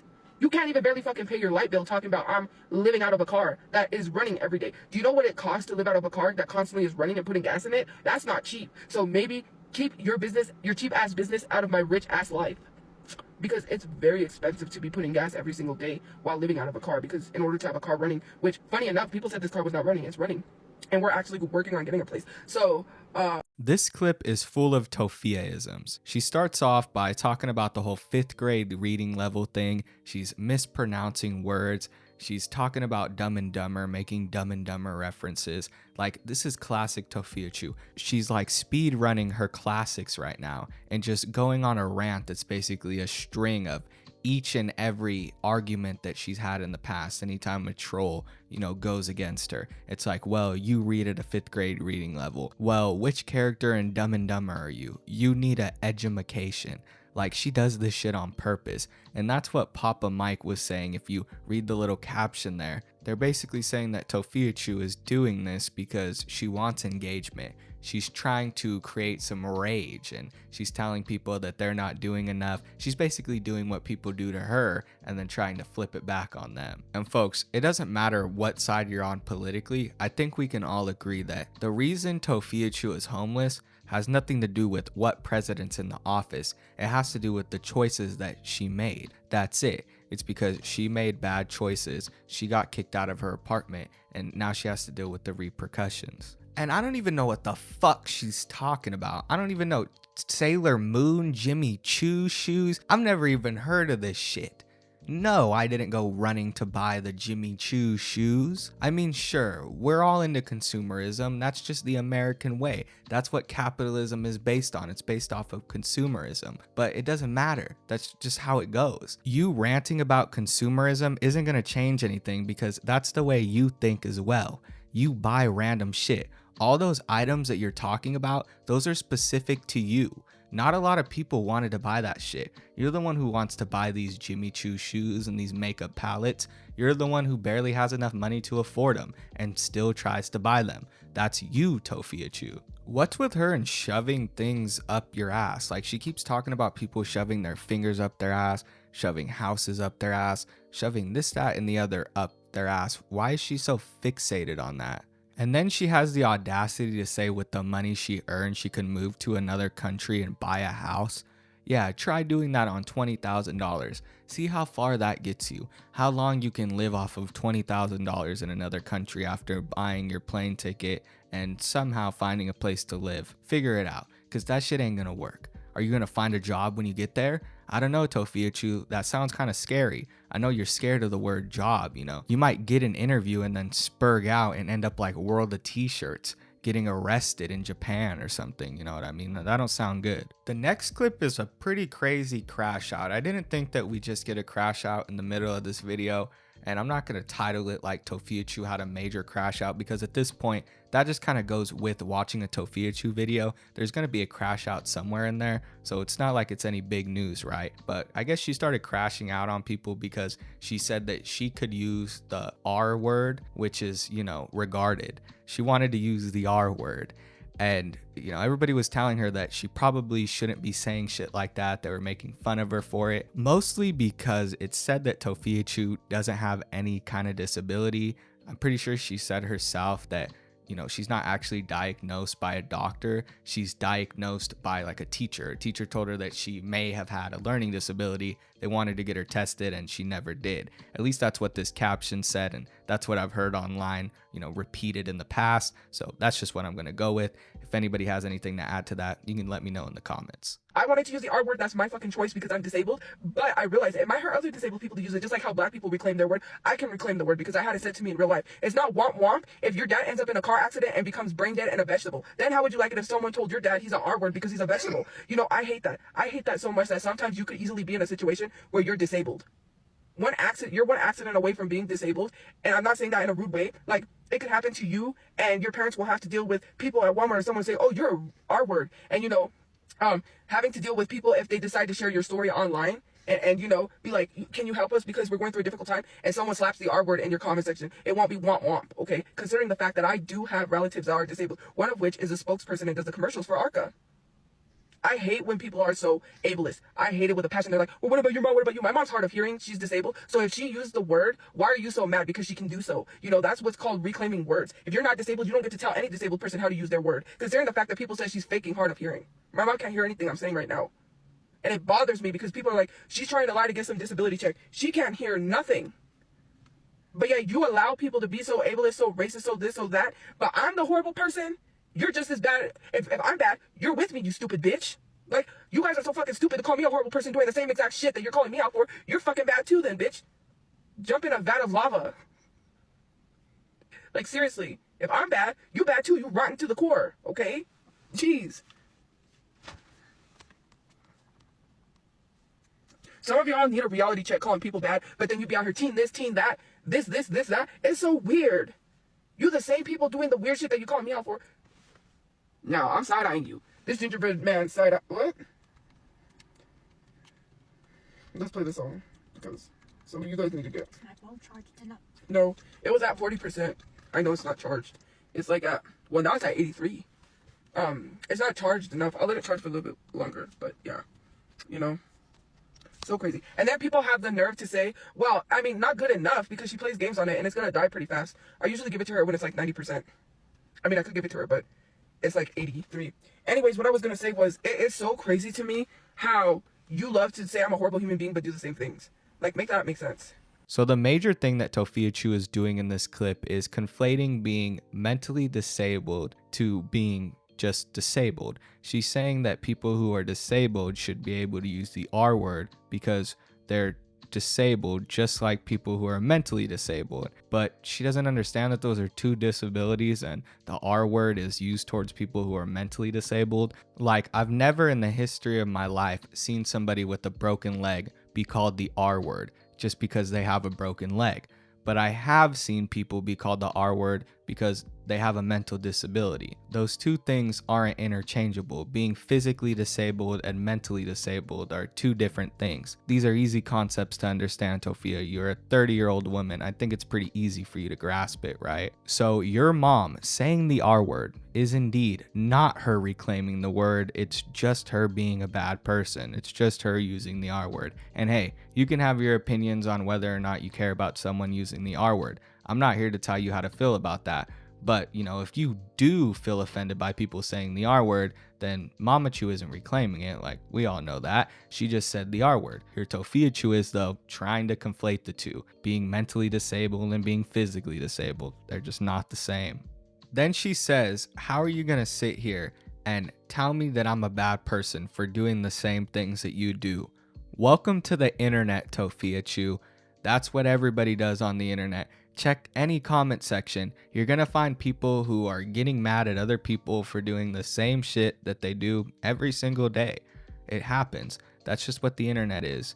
Not everybody on the internet is like that. Not everybody who watches you is like that. You just have this mass audience of people who dislike you because of your personality, because of how bad of a person you are. So yeah, I'm sure it's more prevalent in your comment section, but get over it. That's just how the internet is. People are going to get on you and they're going to be hypocritical about it because they're anonymous on the internet.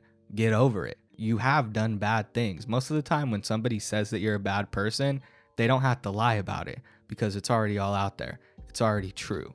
So none of that matters. Nobody is going to care if you get called out or somebody insults you because of all the nasty shit that you've done. You can't play victim now, Tophia. It's too late. But that's it, y'all. I just wanted to take a quick moment to talk about what Tophiachu has been up to. We'll have to wait and see if she goes on live stream after being called out for being a scammer and only making $20 through gifts. We'll just have to wait and see. But with that being said, that's the end of today's video. If you guys enjoyed, make sure to like, comment, and subscribe. If you watched all the way to the end, you're the best. Thank you guys for watching. I'll see you on the next one. Peace.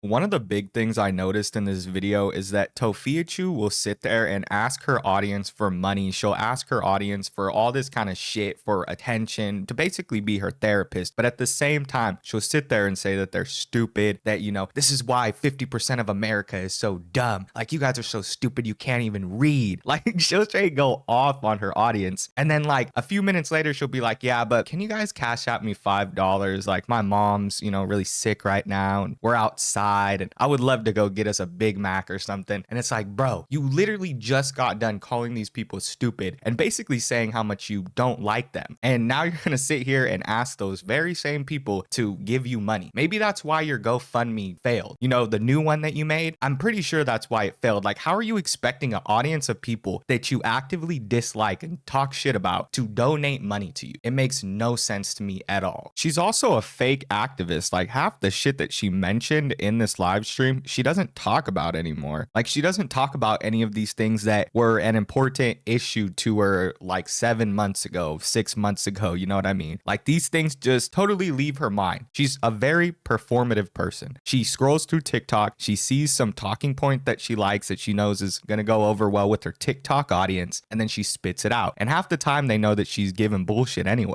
They're like, Tophiachu, we know you don't believe that. I mean, she would literally like retweet Donald Trump and make posts about how she's voting for him and how she loves him. And then all of a sudden, once she started getting popular on TikTok, her whole like shit flipped. And it went from her liking Donald Trump and hating immigration to her, you know, disliking Donald Trump and saying all these things that kind of go with the narrative of being a leftist, you know what I mean? Which isn't a bad thing at all. It's just Tophiachu doesn't believe any of these things. She doesn't believe the shit that she spits. She doesn't even know what the fuck she's talking about. Like, I straight up believe she just had gas or something like that, bro. Like, she straight up had gas or some shit. Like, she had like indigestion, and she was like, guys, I don't feel right, guys. I think I have a heart condition. And it's like, yeah, Tophiachu had a heart condition before, but I don't think she has one now. And if she does, I mean, she needs to go to the fucking doctor instead of sitting there complaining about it on live stream. So now the next video is basically gonna complete the cycle. We saw Tophiachu have a meltdown. We saw her brag about her earnings while she was homeless. We saw her go to Comic-Con with those earnings instead of getting her a place to stay. And then she scammed people because, you know, Tophiachu, of course she's gonna scam people. And now that she's in some hot water, guess what she's gonna do next? She's gonna use her health issues, of course, to the best of her ability. She's gonna say that she's having heart problems, that people need to feel bad for her, that, you know, please don't cancel me, guys. I swear I'm hurt right now, guys. I'm hurt. I'm sick, guys. That's what she starts saying. She starts saying, I'm sick. Please help me, guys. Please donate to my Cash App. I swear this time I got a heart issue. Whatever happened with that heart issue? Like, just like a month ago in this video, she was like, I'm having heart issues. Like, I feel like my heart issues are coming back. I feel fluid building around my heart. Like, soon shit's gonna go down. I already know it. What happened?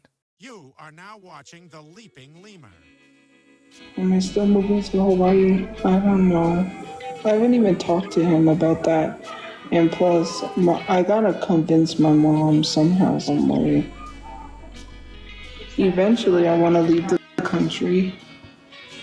I don't want to live here anymore. All right, here we go, y'all. Today, we're going to be talking about Big Toph once again. If you don't know what's been up with Tophiachu, lately, she's just been hanging out outside with Mamachu, doing her thing. That's Tophiachu's new style. She sits outside with some green screen background. Sometimes she doesn't use the background at all. And then she'll kind of siphon the Wi-Fi from like McDonald's or, you know, some kind of fast food place like that, like a Wendy's. And it's horrible. The lag has been horrible. That's why I haven't been able to get much videos out on her live streams. It's because it's literally unwatchable at most points. So I'm going to try my best to get out the best clips out of this live stream, right? But for the most part, it's pretty fucking shitty. The reason that I want to look at this live stream though is because Tophiachu starts to talk about some heart condition she has. Now, she has had a heart condition in the past, but she's saying that it's coming back again. She hasn't seen a doctor. She hasn't talked to anybody about it, but she's saying that her side hurts. So it's an indicator that fluid is building around her heart. Like there's a special name for it or something like that. I don't fucking know. I'm not a doctor. I could look it up, but I really don't feel like going through the effort of looking up Tophiachu's condition that she might not even have right now, right? I know for a fact that she did have heart issues in the past, but I have no idea if she has heart issues now because she refuses to see a doctor. She's just kind of going based off of feelings, I guess. It's sort of the same shit as the whole major depression thing. Tophiachu doesn't see any professional. She's not trying to actually get diagnosed. She asked ChatGPT. She's like, you know, I have symptoms of X, Y, and Z, you know, tell me what I have type shit. And I'm sure she told ChatGPT about how she had heart issues in the past. So it already had that in its memory. And it was just kind of like, yeah, you know, you could possibly be having heart issues again. When Tophiachu doesn't know that for sure because she won't go and see a fucking doctor. But she'll sit there and use these conditions in order to try to get some kind of sympathy from whatever audience she has left, right? The only people that really watch Tophiachu at this point are people that dislike her. It's hate watchers, you know what I mean? It's detractors who know that she's a scammer and know that she's a liar. But she's trying to get any kind of sympathy she can because she saw what happened when she made the GoFundMe and started talking about how her brother passed away. People actually started listening to her. They actually started donating to her. They felt bad for her. So I think she's trying to sort of recreate that moment by talking about all these conditions that she has. Somehow all of a sudden it's like she's getting major depression and now she has heart issues. It's just all coming out of the woodworks, right? Yeah, because my side is hurting. And I've had that for a while, so I think it's pericardial effusion. Because I had that before. It's like fluid buildup around the heart. You can get it again. Because I looked it up, I was like, well, if I had it, can I get it again? Because I had fluid buildup around my heart, and I haven't had the shortness of breath, but I've had the fluid buildup around my heart, and I think it might be because of the winter, because it's getting cold, but I don't know. It goes and comes and goes and comes, you know. So yeah, I'm doing all right. So I don't know. I could be slowly dying.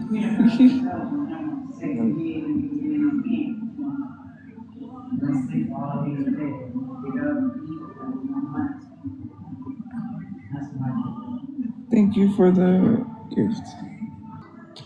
Yeah, you would want that one too. I don't know why Tophiachu thinks it's cool to do this. I honestly don't know what the fuck she's thinking. She just wants sympathy. That's like the only thought that goes into my head. She must want sympathy because she's sitting here talking about how she could have a deadly disease, a deadly disorder. I don't know how you would describe it, right? She has something wrong with her heart, a heart issue, she's saying. And then she's claiming that she might pass away and using that to try to gain some kind of sympathy from her audience. It shows how much she truly doesn't give a fuck about any of this shit. It shows how bad of a person she is, that she uses not only her brother's passing, but also these medical conditions that she's had in the past in order to gain some kind of sympathy, right? Because that's how bad of a person she is. She needs to rely on these sort of things in order to seem like she has some kind of validity, right? Like people should actually be listening to her. She's like, hey, did you guys know my brother passed away? Did you guys know that I have a heart condition that could be coming back? You should actually watch my live streams. Gift gift me and then go to my Cash App and donate. Like, that's Tophiachu's whole thing. And it shows how horrible of an individual she is that she uses these things to her advantage. And then I don't know if you guys caught it at the end, but she also said, yeah, you would want that, wouldn't you? It's like really hard to hear because she kind of mumbled it, you know, under her breath, but she's just fucking sick. Like a really sick, twisted individual to try to be like using these things against people. The reason that nobody gives a fuck, the reason that people are trolling you about this is because they know that there's no actual validity to these statements. Like there's nothing to verify that you actually have this condition other than you looking up a Google search, right? You said that you looked up on Google if you can have this condition twice and it said yeah. You never said you went to the doctor. You never gave any other symptom besides your side hurting, which could be anything, right? Like it could be a lot of things other than your heart. You know what I mean? You are a very unhealthy person, so I could see why your side would be hurting. Do you understand what I mean? Like you're probably walking around and moving a lot more than you used to because you're living outside, so I'm sure that doesn't help. And you know, you're an overweight individual. I can see why your side would be hurting, you know what I mean? And you jump to the conclusion that it could be your heart. I don't understand what's wrong with this chick. It just makes you look fucking deranged. That's why people are trolling you and making fun of you for it. You know, it's not that people want to see you pass away. It's that they know that you don't have this, right? And nobody's going to believe that you have this until you actually go see a doctor. Just like nobody's going to believe you have major depression until you actually go talk to a therapist. I'm alright, I guess. I don't know. So anyways, back to the pericardial effusion. If you have, like, pericardial effusion is like a heart thing, and I had the symptoms, so I know what it is because I've had that before. But I might have it again, so, because you can get it again, I don't know. I have like the side pain, it's not as bad, and I don't have the shortness of breath. I do have fatigue because I'm tired a lot, but I don't know.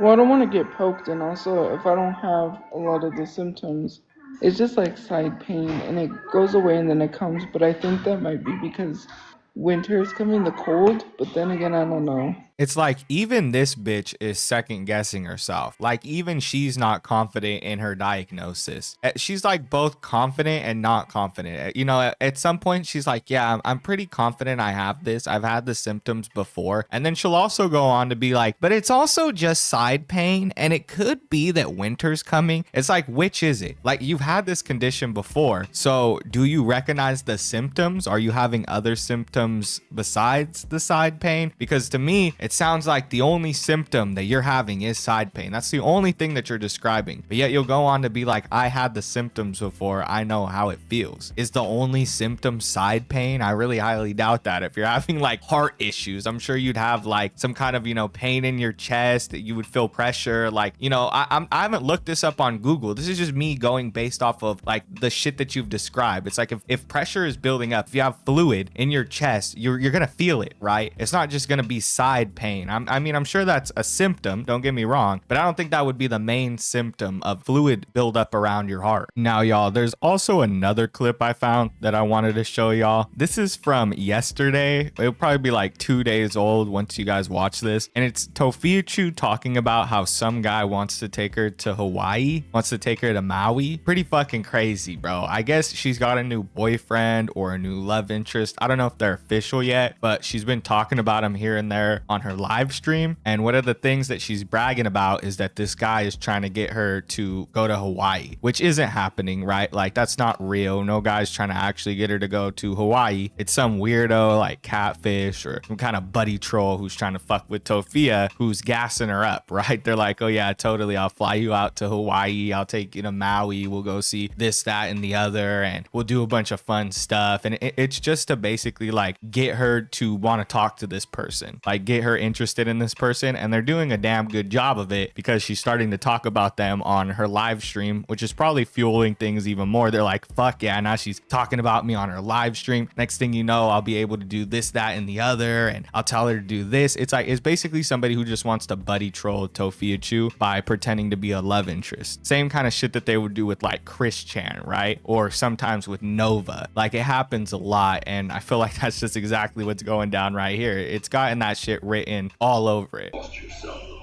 What? Yes, I do. But yeah, that's crazy. I didn't think about that. Because it's like my mom. What? I can't read that. My fave song. What's your fave song or song artist? My fave song is Folded. My favorite song artist is Brandy. I gotta get off soon because I got videos I gotta post. Am I still moving to Hawaii? I don't know. I haven't even talked to him about that. And plus, I gotta convince my mom somehow, some way. Eventually, I want to leave the country. I don't want to live here anymore. Well, first he offered me a place to stay in Maui. He said he has a house in Maui.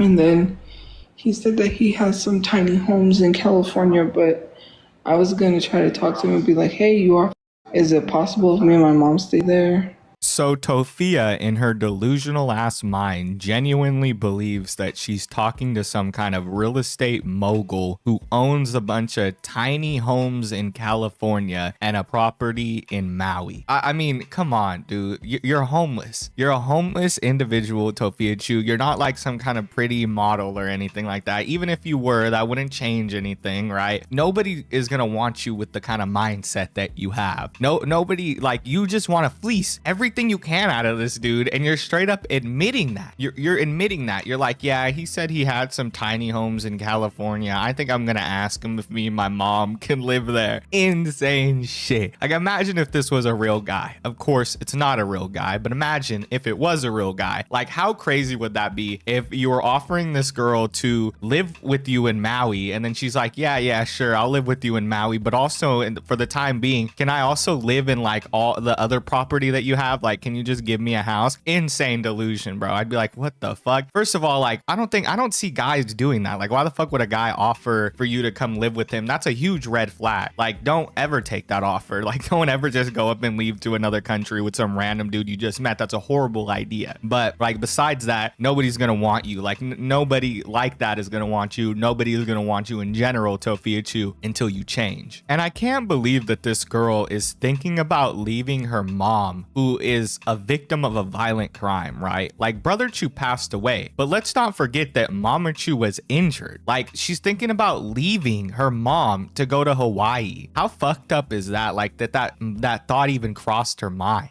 But because he likes me, even though I told him I don't like him like that, but he likes me. He owns business. He owns property. He has money. I'm pretty sure. But I don't date people for money. Really, I don't care. But, I mean, I'm like, I don't know where I would go. He's never tried to hurt me. We've had friendly conversations. He's not out to, like, hurt me, and I'm not just gonna move somewhere with someone I don't know. Common sense. Like, I'm not moving.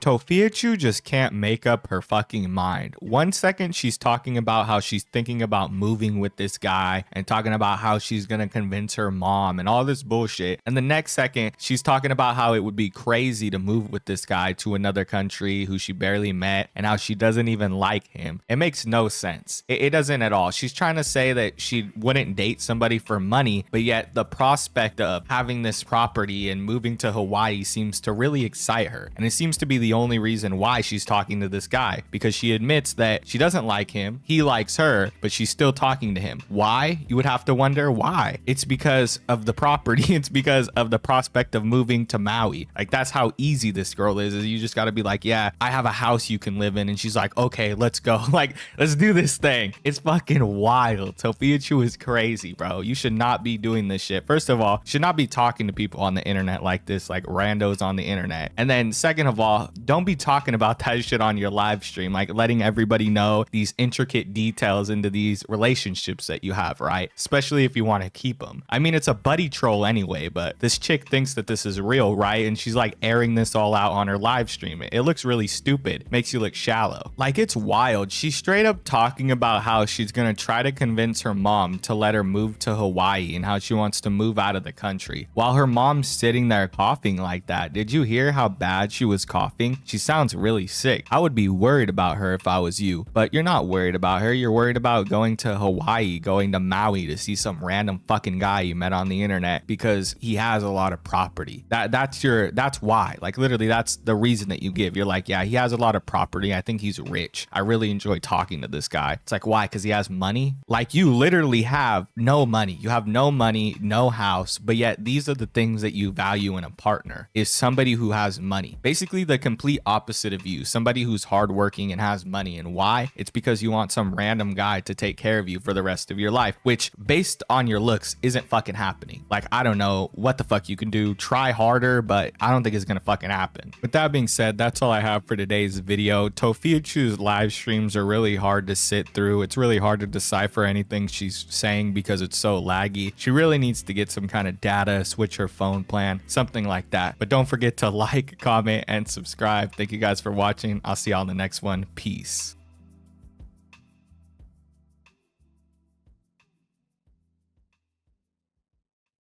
I think one of the main fuck ups in this video is that I didn't point out that Hawaii isn't even out of the country since it's a US territory. My mind went straight to the fact that Tophiachu is claiming that she wants to leave the country. So I made a big deal about that. I'm like, I can't believe Tophiachu wants to leave the country. Oh my God. Oh my God. And like, for some reason, it just didn't cross my mind that Hawaii is a US territory. Like, I know that in the back of my mind and everything. Like, if you asked me that day later on, I probably would have been able to tell you. I would have been like, yeah, you know, Hawaii is a US territory. But at the time, my mind just kept focusing on the fact that Tophiachu was like, I want to move out of the country. I don't know how I'm going to tell my mom. Like, I was just like, whoa, what the fuck is she talking about? But that would have been a great point, as like commenters pointed out. It's like Tophiachu is really dumb. Like, she's sitting there saying that she wants to move out of the country when Hawaii is a US territory. But at the same time, it's like, I don't know, it's fucking Hawaii. So I can kind of see where the mistake comes from. It's like, you don't really think of Hawaii as part of the US. It's a US territory. If you look at the history behind why Hawaii is in the US or part of the US, or it's not like because it's super duper close or anything. Hawaii is off in the Pacific Ocean. It's like off far away from us. It's because financial reasons. That's why it's a US territory. Like, if you look at the history behind it. So that's why it doesn't really cross a lot of people's mind that Hawaii isn't out of the country. It's technically a US territory. You know what I mean? But anyway, it doesn't even matter. You know what I mean? I just thought that it would have been a good idea to point that out in the video. If I was on my shit, I probably would have pointed that out. Other than that, genuinely, I still wonder what the fuck happened with this whole thing. Like, did Tophiachu ever go to the doctors? This shit sounded pretty serious. She was saying she had fluid building up around her heart, and now she doesn't even talk about it. Like, she was like, I can feel it. I know how it feels when it's about to start, and I can feel it. Watch, guys, I'm calling it. And then I guess shit just got better. Like, her gas went away, her indigestion went away, and now she doesn't talk about that shit anymore. But yeah, with that being said, that's all I have for today's Tophiachu compilation. If you guys enjoyed, make sure to like, comment, and subscribe. Like, it would really help right now because I just got done with the strike. So if you watched all the way to the end, you know, please click that like button, subscribe, comment, whatever you can do. And I'll catch y'all in the next one. Peace.